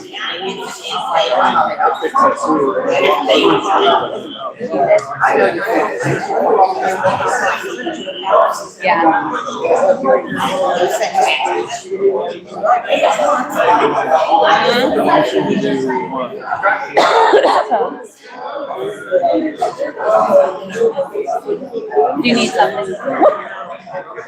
You need a drink or something? Right? That's exactly what No, because Right? Kurt brought that up. you can do whatever you want on these grounds. Some meetings where they're trying to I talk lots of ways, nobody. Yeah, I bet you've seen a lot. I feel old, yes. But Yeah, you truly never know. I'd rather,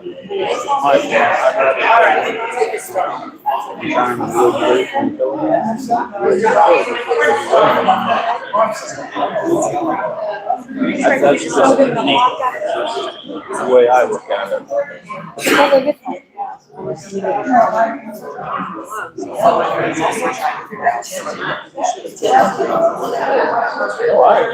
I preach that from day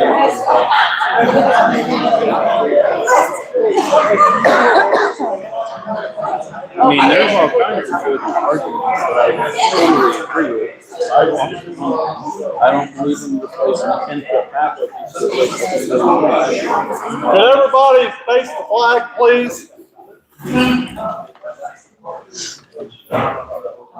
I pledge allegiance to the flag of the United States of America and to the republic for which it stands, one nation, under God, indivisible, with liberty and justice for all.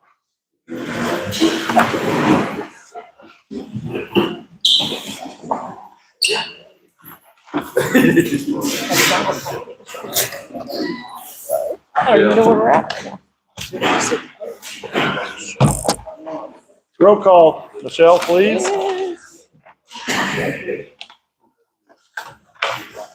What time is it? Anybody know? It is 6:36. Eileen? Here. Josh? Here. Paul? Here. Max? Here. Sherry? Here. And Tony? Here. Payment of bills, $369,267.46. Transfers of funds, $8,000 electrical bonds. Would like to have a motion. I'll make that motion to pay the bills of $369,267.46 and transfer of $8,000 electrical bonds. I'll second. Who's that? Who was that? Paul. Eileen? Yes. Josh? Yes. Paul? Yes. Max? Yes. Sherry? Yes. Tony? Yes. The February clerk's report is not ready, so we're gonna skip it. Approval of the February 2026 meeting minutes. I'll move approval of the February 2026 meeting minutes. Second. Eileen? Yes. Josh? Yes. Paul? Yes. Max? Yes. Sherry? Yes. And Tony? Yes. Public comment. Anybody want to say anything? Are we all talked out? Hi, I'm Brock Morris. I live on West Cincinnati Street, and the reason I'm in here tonight is because we have a cat problem, as everybody knows. The only issue is now my wife is expecting a baby, and they come to our house and use our driveway as a litter box, and they use our yard as a litter box, and there's a parasite that can come from their feces that can potentially hurt the baby and hurt the mom. So I know that we live in town. There's not much that I can do as a citizen, but I was wondering if there was anything that the board that I could bring up and see if there's anything that we could do. So then maybe we could get this problem kind of came down, and I know that probably won't happen overnight, that's perfectly fine. But I'm really ready for my wife to start using the back door again. So then it's a little easier to get out to our carport. We don't use our carport anymore. It's nothing around our house to see 10 cats walking around. So that's just kind of why I think. Thank you. We've had this problem several times. Yeah, yes, sir. And we were told that it's a free roaming animal. Okay. There's not much the city can do. Okay. I know what I'd do, but I can't say. If we'd be on my grandparents' ground, it'd be a lot, but I know we are in town, and I just wanted to come in and do this to cross all of my, Steve's not mine, just come in and see if there's anything we can do.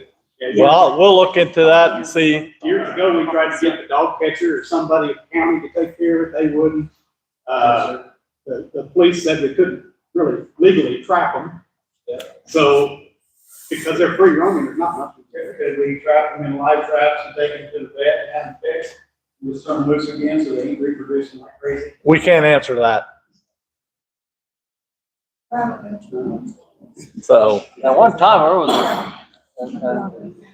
someone last summer, some was trapping them and Yeah. fixing them. got in trouble. Bad trouble. But we'll check into it with the police, and see what they can do, buddy. Thanks for bringing that to our attention. Anybody else got public comment? I do. April? I'm speaking as a citizen of Greenup, and I know most of you or all of you might have already made up your mind about the 1% tax, but I just have something I want to read real quick. I want to speak regarding the proposed business district. It has been posted that Greenup needs this tax, quote, so that local taxes don't go up and utilities don't need another increase. This pulls money off the interstate, so our local people don't have to keep carrying the burden of the cost. Since people won't want downtown improvements, parks, porches, the village can't afford it without this, quote. Local citizens and our small businesses will be paying this tax. It won't be just pulling money off the interstate. It's easier for corporations to absorb a 1% tax, for example, Love's, Dollar General, and Casey's, than our small businesses. If it was just to pull money off the interstate, why wouldn't the BDD only include the businesses by the interstate, where there are also small businesses located? The proposed BDD map appears to include all businesses. The proposed tax will also impact everyone who lives and shops in Greenup. According to the village minutes, the last treasurer report is for August of 2025. I am assuming the mayor and village board knows how much money the village currently has for infrastructure, equipment, expenses, etc. According to the village board meeting minutes that are available online from August 2025 through January 2026, approximately $608,000 has been spent hiring companies to do work in Greenup, donations, and equipment purchases for various departments. These are just the items voted on by the Village of Greenup board noted in the board meeting minutes. That doesn't include all other expenditures, for example, tree cutting services, electrical work, engineering fees, attorney fees, fees to Jacob and Klein to help set up the BDD and run the BDD. I completely understand this money needs to be spent to run the Village of Greenup. That's not what I am stating. I am for the growth of Greenup, bringing new businesses to Greenup, and future improvements in Greenup, but I'm not sure higher taxes are the answer. The village board will be voting on ordinance 760 tonight to establish the business district and imposing the 1% tax. As a citizen of Greenup and a business owner that's not included yet, I am just asking the mayor and board to consider all options before voting to raise taxes. Speaking for myself, we are already being taxed to death in the state of Illinois. Thank you. Anyone else have anything to say? Yeah, I got a highline pole in my driveway. They changed it a few years ago. All they did was cut off the old one and set another crooked one in. Now it Lance? is leaning, one of the board members was there the other day, it is leaning so far over now that the water going north from my place is only 10, 12 feet off the ground. And it just, I mean, where it crosses my driveway, I had to use a tube before to raise it up to get my camper out of there. Lance, We need take care of to that. come up with some way of putting a guideline on that thing. Putting another pole up is not gonna solve the problem. Because that one pole, wire comes this way and that way, that one pole is holding all that wire. You need to figure out a way to put a highline pole in there. Or a guideline, I mean, I don't know how you're gonna do it. But something, I mean, something needs to be done. Lance, you and Jake can get Jason down there. One of them three Yeah. foot guy wires you were talking to me about. We'll look at it. Try to work. You know where Clint lives? They'll look at it tomorrow. Anybody else? We're gonna move on. Jody, party. I'm Jody Hardick with the Effingham Daily News. I've learned a lot about your town tonight in the last 30 minutes. And I will say, I think every town has the problem that you guys have. So don't feel alone. Let's put it that way. I am here tonight to work on,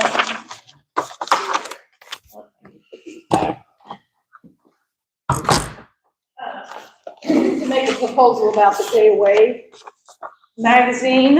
It is a magazine that we do that has events, features events and things going on, attractions in over 20 counties in central and south central Illinois.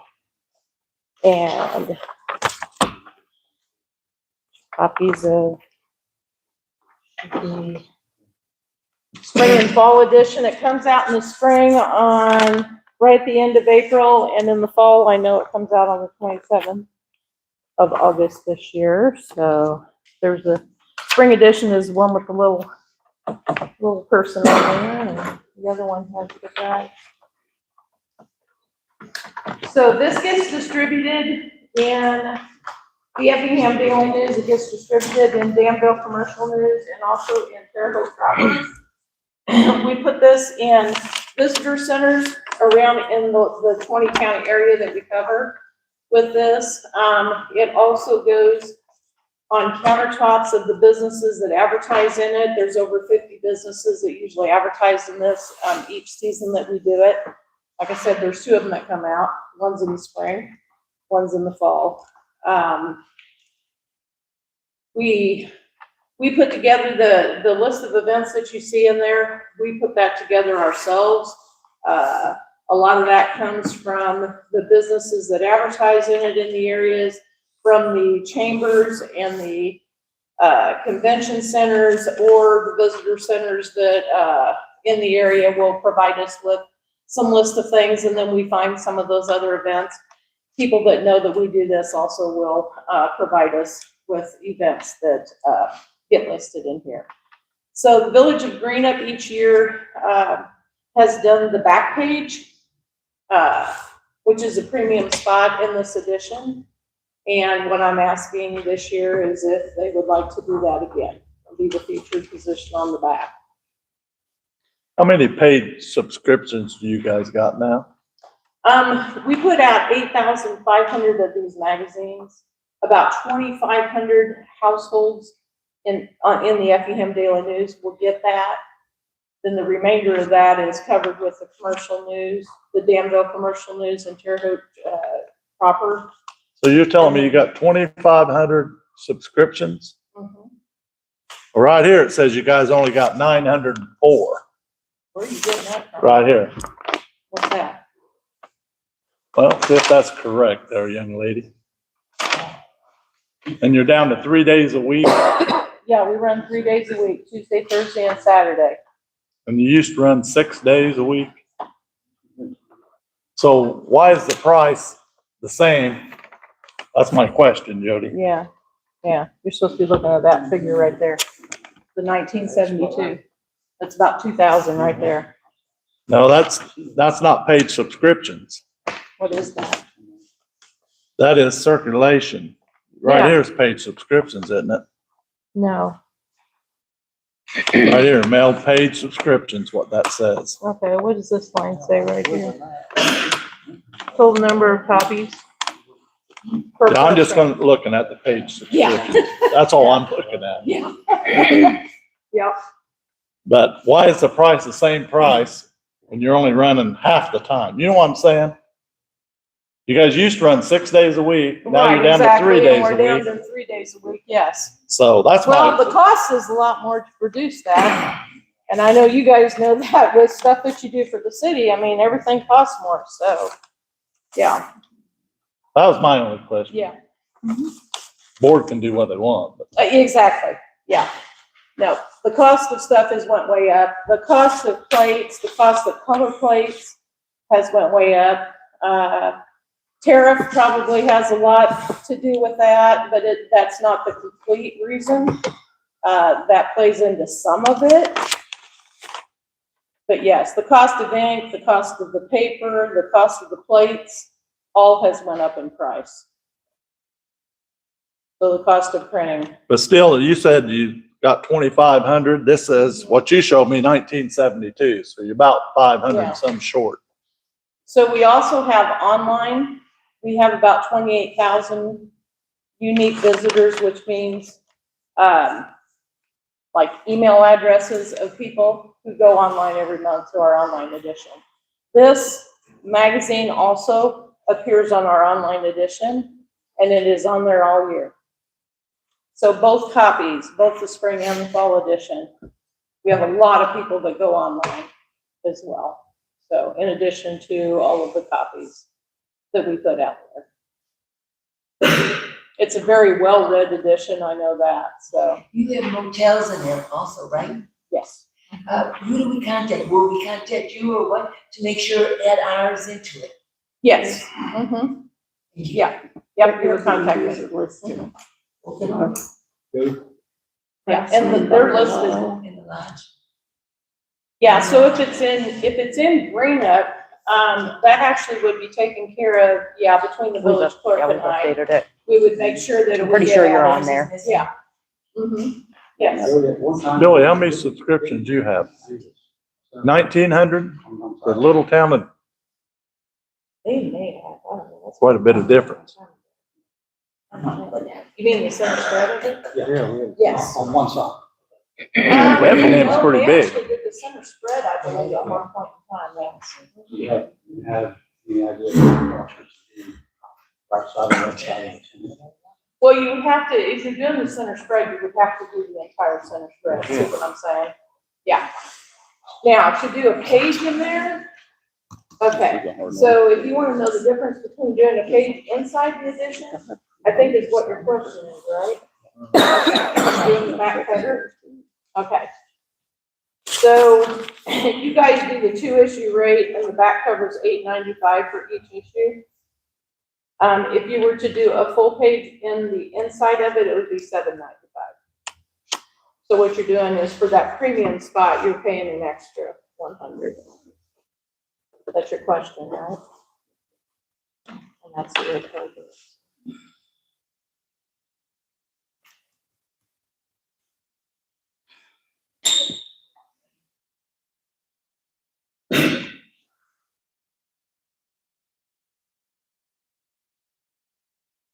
Any other questions? Okay. Anybody else want to ask Jody a question? I just can't figure out why we're paying full price when you're down to 3 days a week. That's what I don't Well, the understand. cost of things have went up, We're so. watching our money agreement. Yeah, Yeah, cost of things have went way up from what they used to be, so. and you've lost a lot of subscriptions too. We have lost some subscriptions, I will agree with that. Yeah. Yeah. Yeah. For all kinds of different reasons, so, yeah.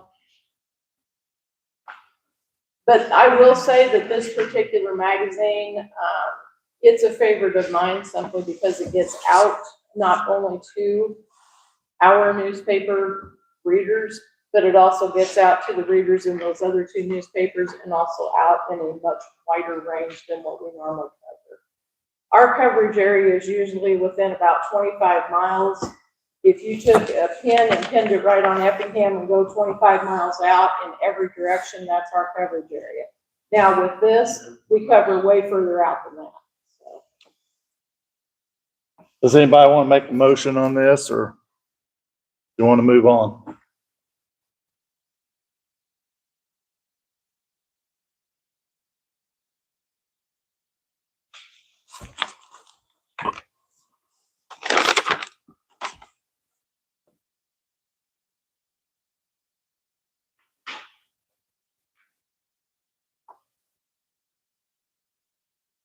How much did you say it was, Jody?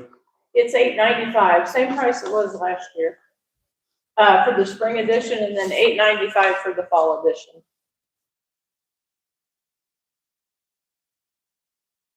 So it'd be $17.90 total.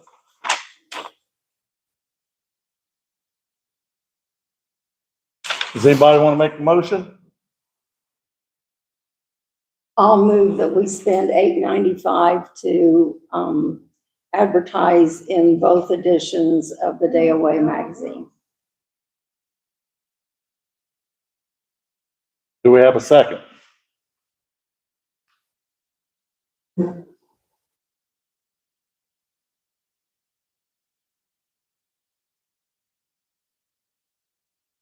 Motion dies for lack of second. Yep, motion dies, lack of second. Okay. Sorry, Jody. That's okay. Herb Holden, Commander VFW. Is he still here? Kathy Cass was here, but she left. She wanted to mention about the 1%, and I think she already did that. Okay. Nick Nelson, buddy. You got anything else you want to say? We all covered it. Okay, what was you telling me after the meeting?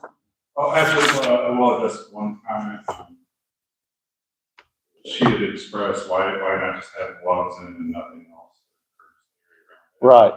You have to be in the BDD to be able to spend money. So if you want to funnel the gloves money over here, then the BDD has to be over here. I was actually being sarcastic about that, so I'm sorry, someone just said that to me, and that's why I said, if you're just gonna say it's interstate, I'm sorry. No. I should have made myself. And then, to answer your question there,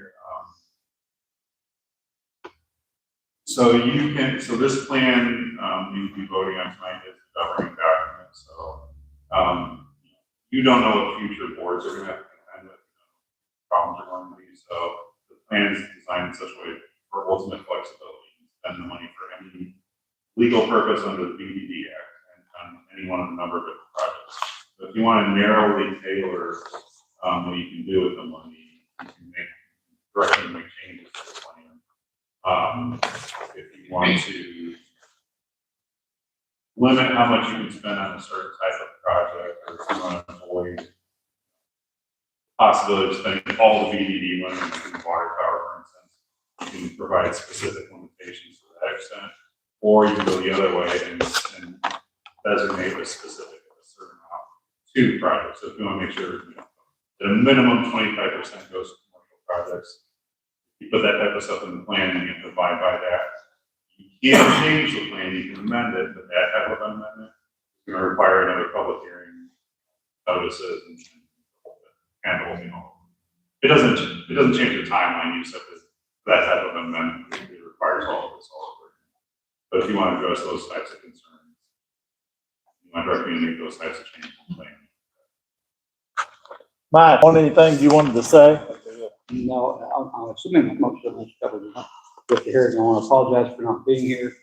I just got out of the hospital before I walked in the door. So everything's been put out there. This something's been talked about for how long? 18 months, Long time. maybe 2 years. And we've got to do something to this board that's here now inherited a mess. The sewers are trashed, most of the water lines are trashed, electric needs work, everything needs work. Boards in the past, passed it on. Spending $50,000 here, $100,000 there every month. Fix infrastructure. They put a new water line in that services some of the stuff downtown.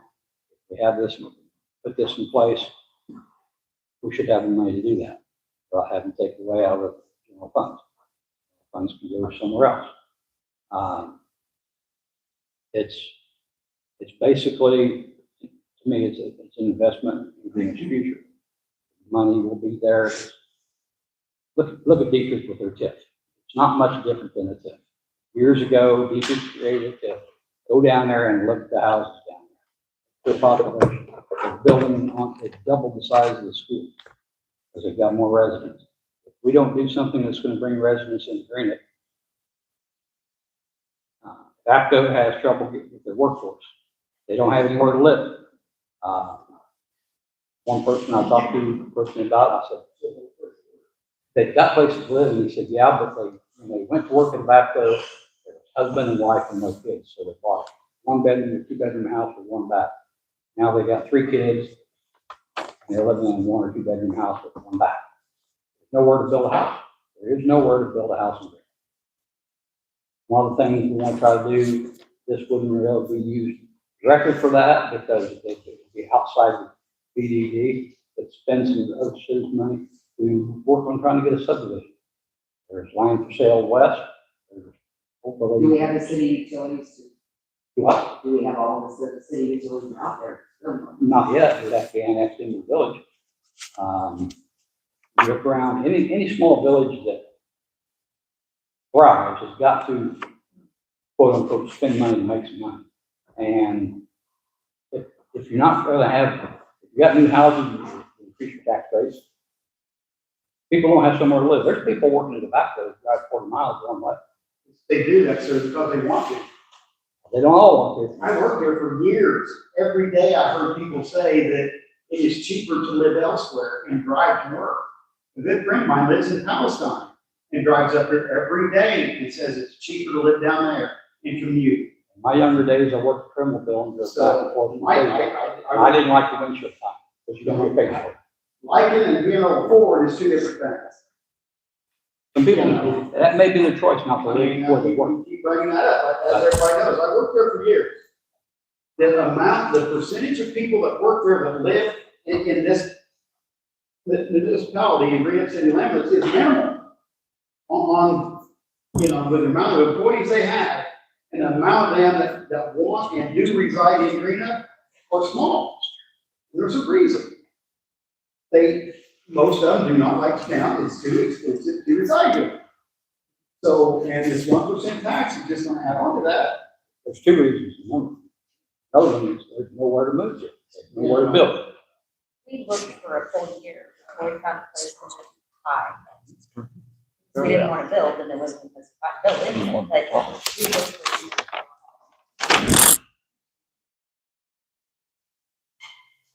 That's all it's done. Okay, Max, thank you. Okay, now comes time to vote. Motion to approve an ordinance number 760 designating and approving the Greenup Business District number 1 and imposing a retailer's occupation tax, a service occupation tax, and a hotel operator's occupation tax within the village business district number 1. Can I say something? Yes, you can. Sit here and listen to both sides. And I see both sides and I understand both sides. And got a proposal. Instead of taxing everybody, why don't we take the money we're gonna get back from Love's and set a fund up with that? And yeah, it's not as much money, but it's a start. It's doing something for the town without charging our businesses and our residents a 1% tax.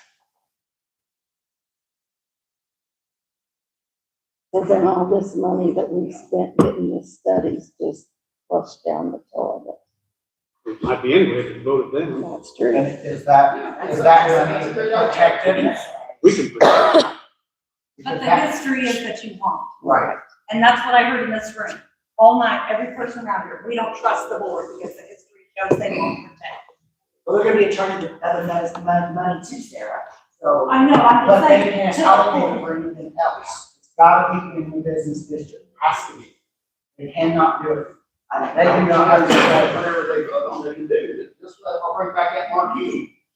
When they wanted that thing out there, it was to notify the residents. And I will be the first to That's say, general funds. I will be the first to say I voted for that, and I regret that vote when I was on the board.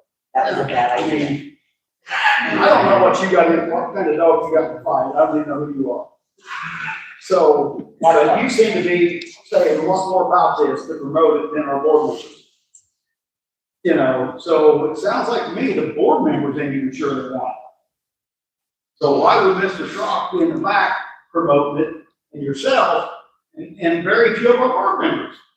I'd like to make a motion to approve ordinance number 760, designating and approving the Greenup Business District number 1 and imposing a retailer's occupation tax, a service occupation tax, and hotel occupation operator's occupation tax within the Greenup Business District number 1.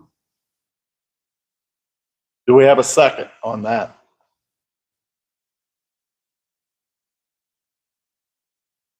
Can I ask a question real quick, Tom? Sure. Nick, how much is our administrative fees gonna be on this per year? Some of that, they're usually not very high. It's not very high. I'm not very high, or you're not very high. Shouldn't the board know that? I'm sorry. maybe- I'm sorry, I don't understand It that. was in the contract, and if my memory serves me, it was about $3,400 a year, 3,400? right around there, yes. Is that correct, Nick? That sounds right. And then initial amount to set up is about how much? Someone said it's usually around 10 to 15 or 20,000. 15,000. Sounds right.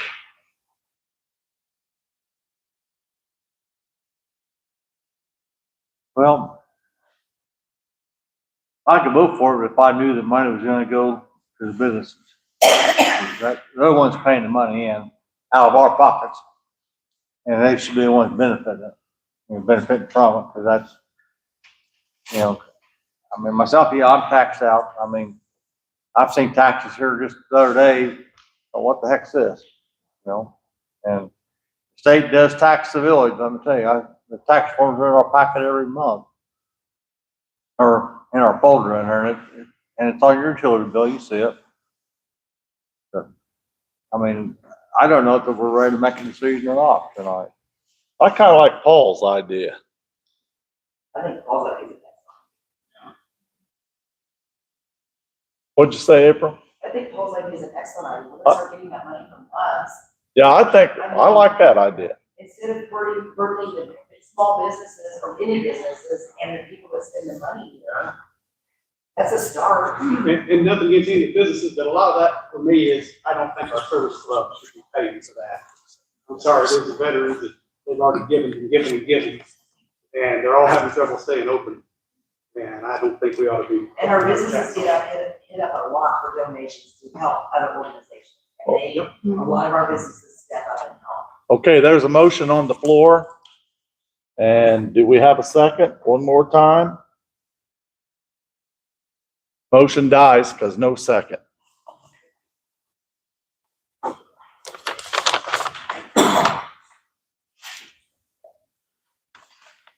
Okay, we got a motion to approve the development of new business incentive program for new businesses in downtown Greenup.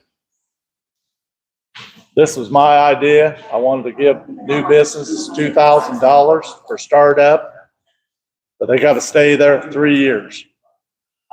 And I want the lawyer to write up a program. Can you repeat that, Tom? Yes, please. Can you repeat that? About the motion to approve the business Yeah, we district. couldn't hardly hear you, so then,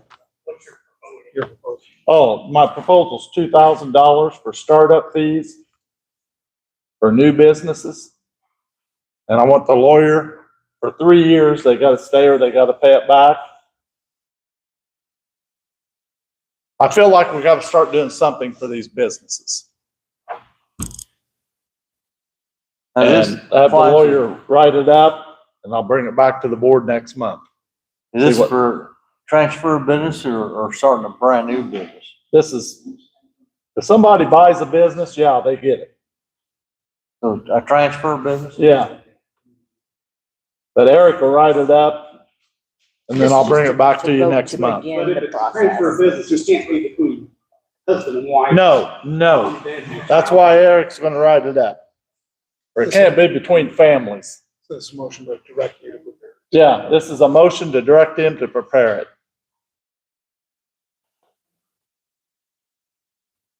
I just think we ought to do something for the businesses.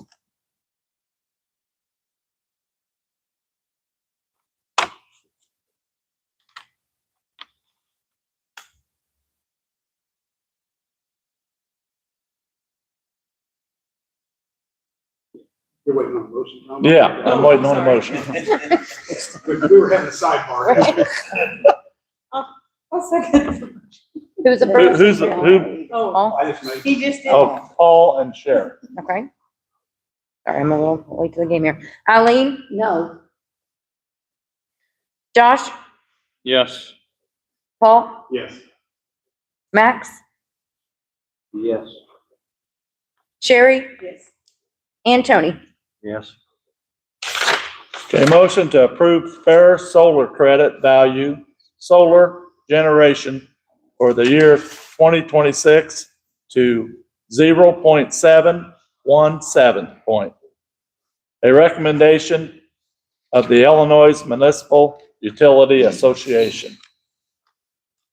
I move we approve the fair solar credit value for the year 2026 at 1.0717 from the Illinois Municipal Utility Association recommendation. I'll second that. Eileen? Yes. Josh? Yes. Paul? Yes. Max? Yes. Sherry? Can I ask a question? Yes. Can you explain that a little bit more to me? Is this like to bring solar in? Mm-mm. No? It's what you pay the people who have solar that put more back into the grid than they take out. It's what they generate that adds to it. Yes, please. Tony? Yes. You ready, Michelle? Barbara could not be here tonight. She is Yeah. sick. So I don't know if you want to move forward and vote with the sewer assessment. She did not, give me any further information on the Prairie View project, but it's basically to vote to move forward with planning on that project. And then I believe there was the municipal building, roof project as well. So I don't know if you want to vote on that or wait until she Tony, is what do you here. know? I think we should, because she's already done this, the field survey for the sewer. Right. That's all been completed, and it's now in the office to be. That's actually, I think, to do You have to do it. That's, she and I done. This is Has like she the already plan. been out surveying? And- She hasn't surveyed it yet? Well, let's skip this. Yeah, I then. seen her doing it. Let's wait until. Yeah, I seen her Oh, out Tony. surveying. She was up in downtown where she was working last Maybe she night. did. But I think, yeah, I'll wait on. When I spoke with her, when she called in to let me know that she wouldn't be here, she said that we could either vote on it or wait until she could be here. So if you want to wait until she can be here, Okay, we'll just wait. okay, I'll put it on next month. Yeah, table for next month. Trustee Blade with overview of special economic strategy and the growth committee meeting held on 2/5/26. Eileen? Tom and I and Sarah and Dustin Ruhal met with Kayla Lambert from the DCEO in Springfield, and she gave us a lot of information about infrastructure and the housing rehab, grants that we could possibly apply for. She talked about workforce training and development and how with our summer help, we could possibly apply for workforce training grants. She wants to keep communication open and help us in any way she can to promote businesses in town. And the lady I felt like did a good job. She knows what she's talking about. She met with every town in the county Yes. that day, so. We have a meeting with her on the 12th. The 12th. To discuss what, there was a federal gentleman for water grants that we might be eligible for. Okay. So we're gonna do that meeting on the 12th. At what time? I believe it's 3:30 to 4:15, and it's like a webinar. Okay. Okay, we'll move on. Trustee Wright with overview of street and alley committee held on 2/12/26 with a possible recommendation. Okay, the street and alley committee met on February 12th at 2:33 PM in the council room. Myself, Paul Marty, and Max McCall is present, along with Barb Healy, Lance Hostaff, and Jake Peters. Meeting was called to order at 2:33. No guests present, no public comments. As of the meeting, there's $86,000 in the motor fuel tax fund. A map was presented showing the roads to be oiled and chipped this current year on the south side of town. Discussion was held about the Lincoln Street underpass about the railroad bridge. Next was the road in the Prairie View subdivision. Before anything can be done, the drainage issue needs to be addressed. Test boring was thought not to be needed as the current pavement is beyond repair. Several options were discussed. The homeowners purchased these sites with a concrete road in place. Oil and chip could have an adverse effect on their home's value. Motion by Max McCullough, seconded by Paul Murray to adjourn at 3:10. Recommendations: seek bids for Prairie View subdivision for asphalt or concrete for price comparison. Once this is done, then we let us know what the outcome, what is available to do the rest of the streets on the south end of town. So basically, see what that's gonna cost us, and then we'll adjust the south side town if we can afford to do, any of it. But before we make any improvements to the subdivision out there, the drainage has to be fixed, because it does not drain. So, met with some of the boys today, and they had some good ideas, but we need to get that surveyed out there and get the elevations figured out, because it's a mess. And we also discussed St. Robert Bridge, so we've got some options there to look at, so. There's always been a question, who owns the road underneath the railroad bridge? So it's like a hot potato, nobody knows nothing. So. That's all I got, Tom. No, we don't own it. I thought we owned the road underneath it. Yeah, we gotta fix the road, yes. Yes, but the railroad bridge is the railroad. Yeah, they own the There you bridge, go. we own the base underneath it.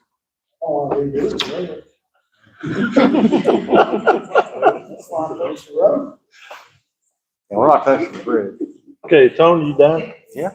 Anybody got any questions for Tony? We'll move on.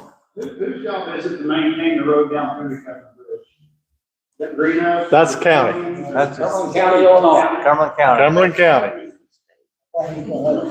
We mow it every week. Do what? Road's getting ready to take a baby. You bet it is.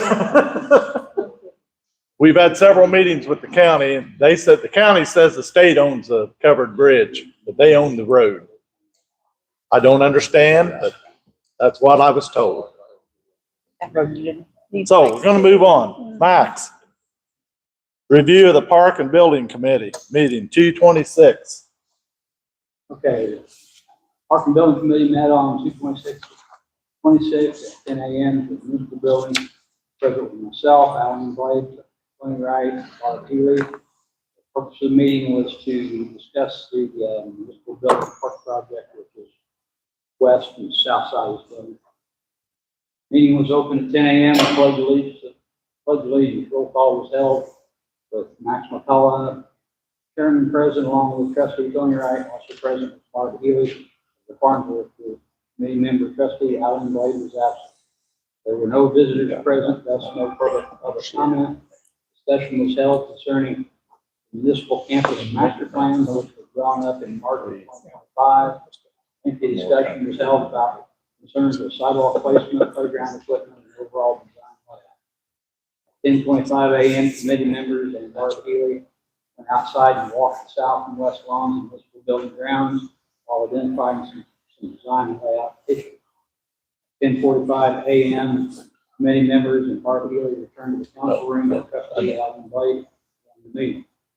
Trustee Blade was informed of further discussion and short tour of the municipal grounds.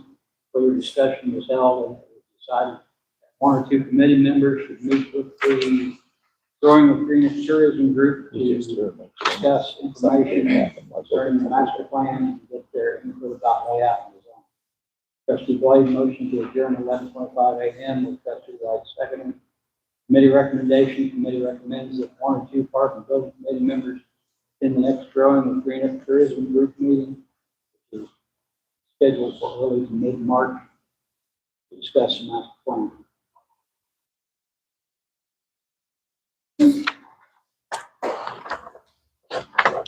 Anybody got any questions for Max?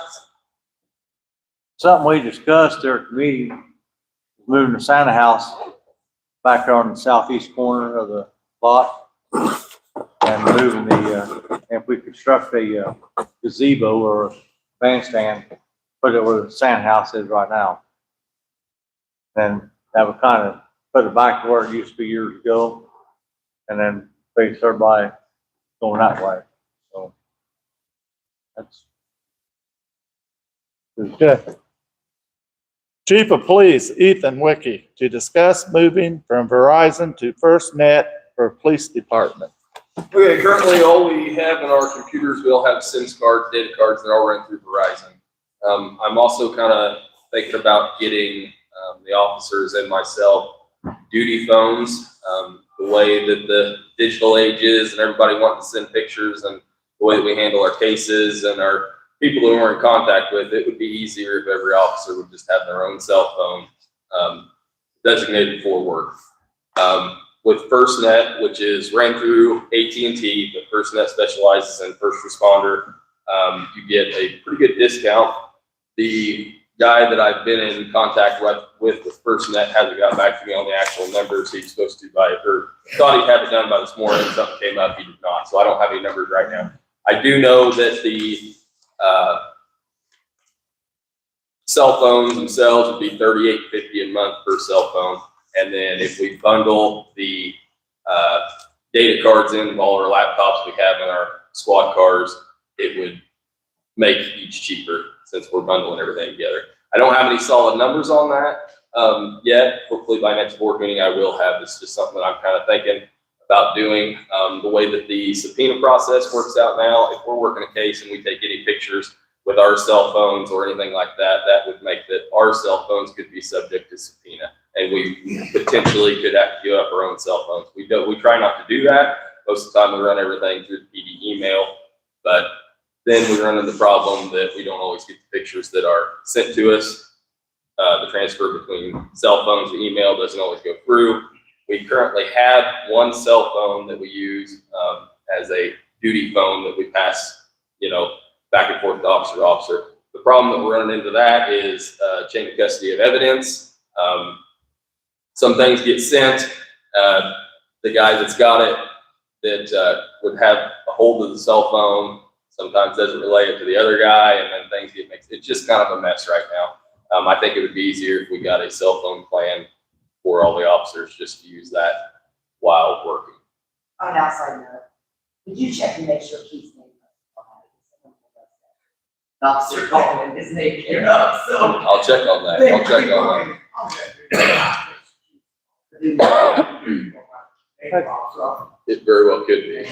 And we got to keep Keith in the loop. Yeah, exactly. And we just But you want it on the agenda for next month? Yeah, so as soon as I get some solid numbers, yeah, I just reached out to them last week, kind of put this together, so I didn't know if it'd be done by the board meeting. We want to make sure it's on the agenda, but so I'll have some more solid numbers next month. Anybody got any questions? I would just say, make sure that you'll have coverage everywhere, because I can tell you out at our country house, you will not have coverage with AT&T out there. Yeah, yeah. I agree. I wish I could get away from Verizon too, but unfortunately. Yeah, and we're having trouble with Verizon on some places here in town, where it's changing from 4G to 5G, we lose coverage for, 10, 15 minutes. Supposedly, FirstNet said that they won't have that problem with them, but they're also trying to sell me a cell phone plan too. So, I will have more information on that by the next board meeting. Sounds good. Lance and Jay want to talk about the back. We're just looking to get rid of it, get a smaller one, sell it outright. We had to close when we got our sewing machine on trading in, and they only gave us 40,000. Possibly go ahead, double that, please. That way we can buy a smaller vac machine and hopefully drag it again when we close it. Sounds good. Is it okay with the board to sell it, what he can get out of it? You have to write something up like that. Sales. We gotta pass a resolution. We'll have that on next month's Yeah, agenda. the number we talked about, try to get that. Okay, I need a motion to go into executive session, talk about personnel. I'll move we go into executive session. I'll second. I like for Jake and Lance to stay in here. And you roll call. Yeah, we need roll call. Eileen? Yes.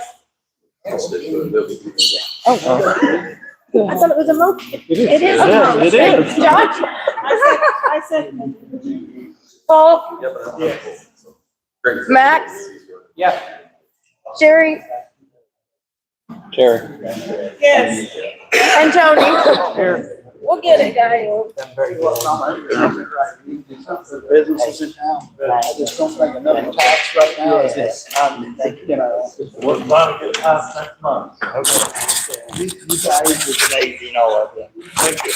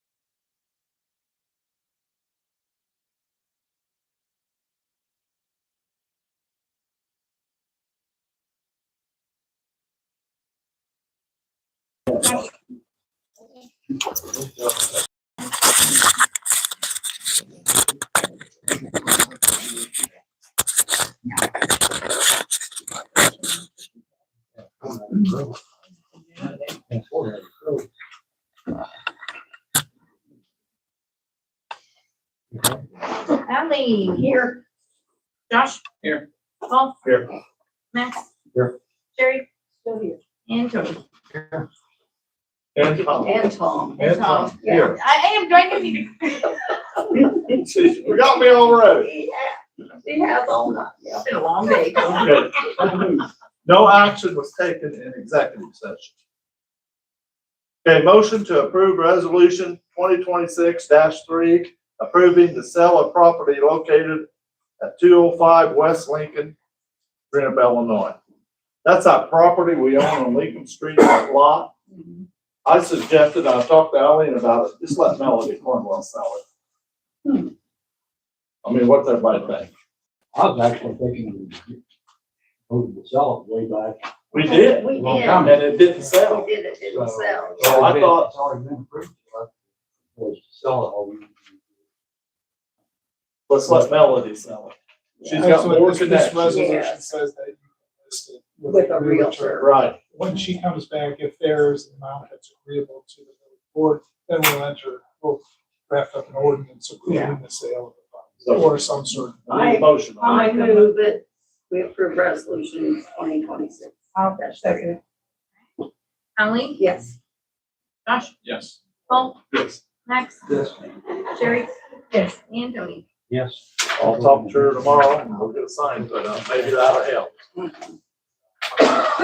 Okay, motion to approve the removal of Jill Kimball from the Village of Greenup credit card. Limit $5,000, account held with First Neighbor Bank, and add village clerk Michelle Prime. I'll make that motion. Second. Ally? Yes. Josh? Yes. Paul? Yes. Max? Yes. Sherry? And Tony? Yes. Motion to approve new internet phone services for the village. Internet and phone. That's what we discussed last meeting. Yeah, Yes, we I discussed that. put in your board packet, there is the Connexus information, and then, Team ITX has also recommended that we, also get Starlink as the secondary, and the guys will use that out of the shop too.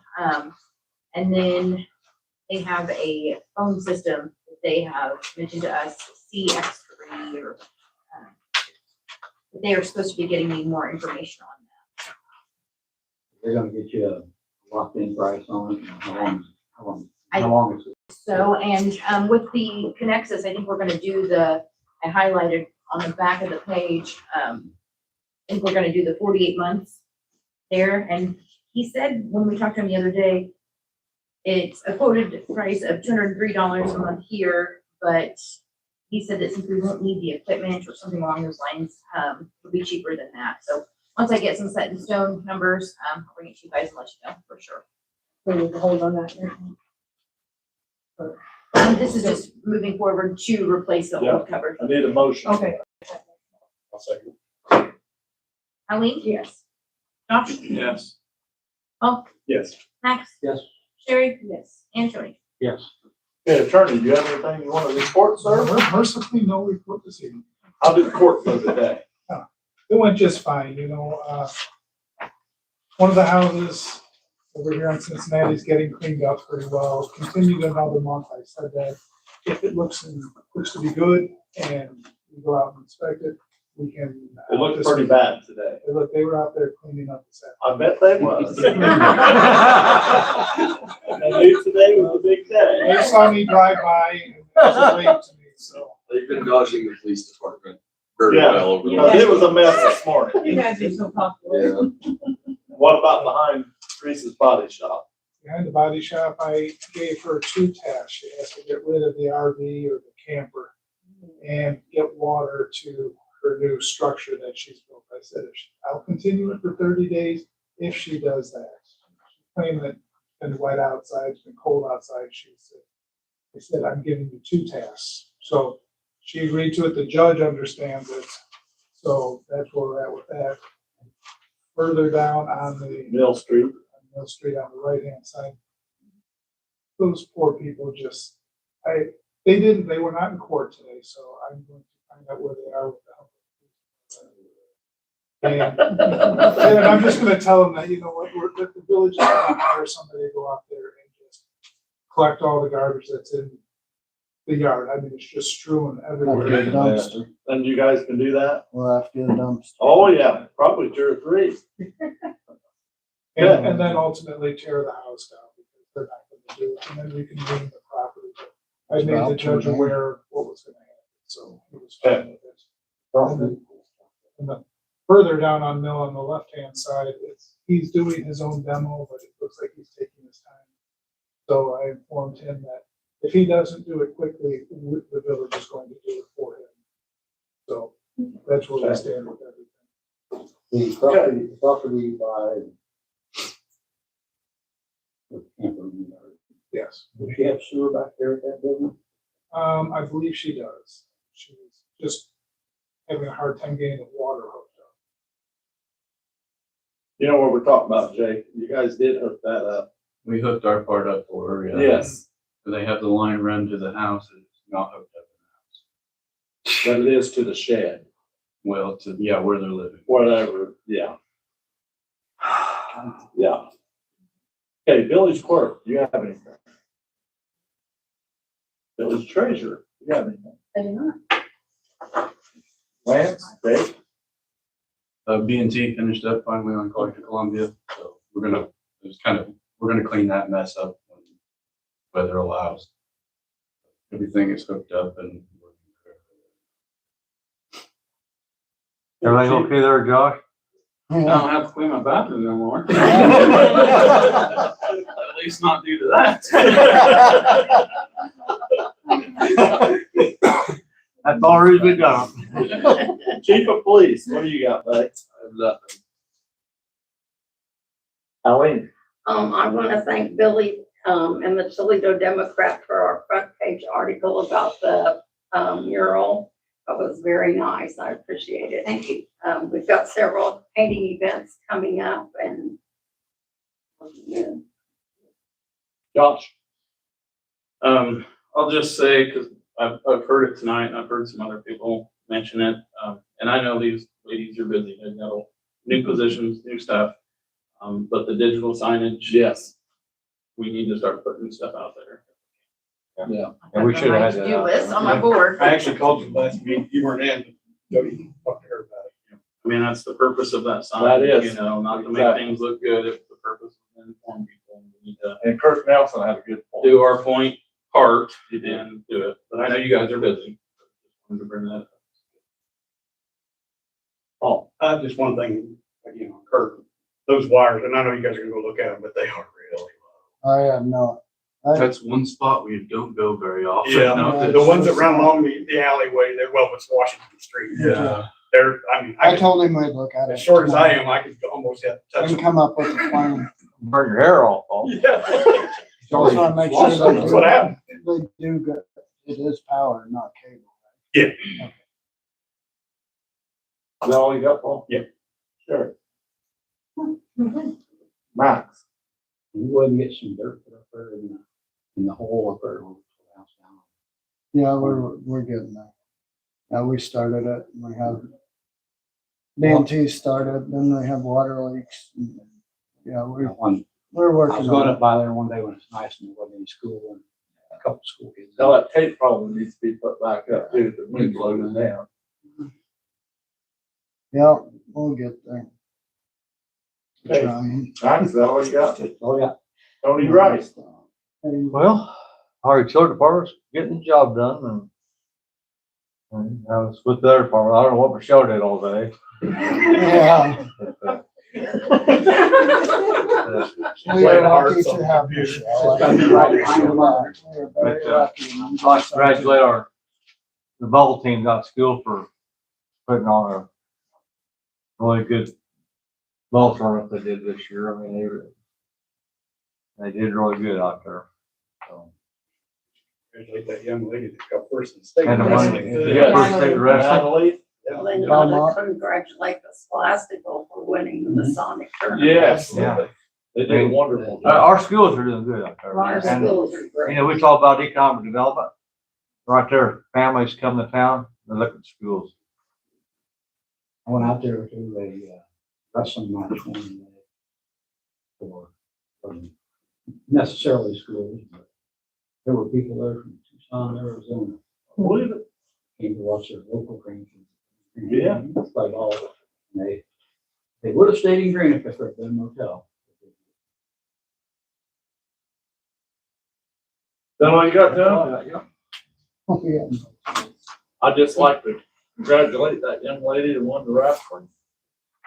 Madeline. Yeah, she did it. She's won 2 years in a row. hasn't she? Yes. Yeah, that's wonderful. That is wonderful.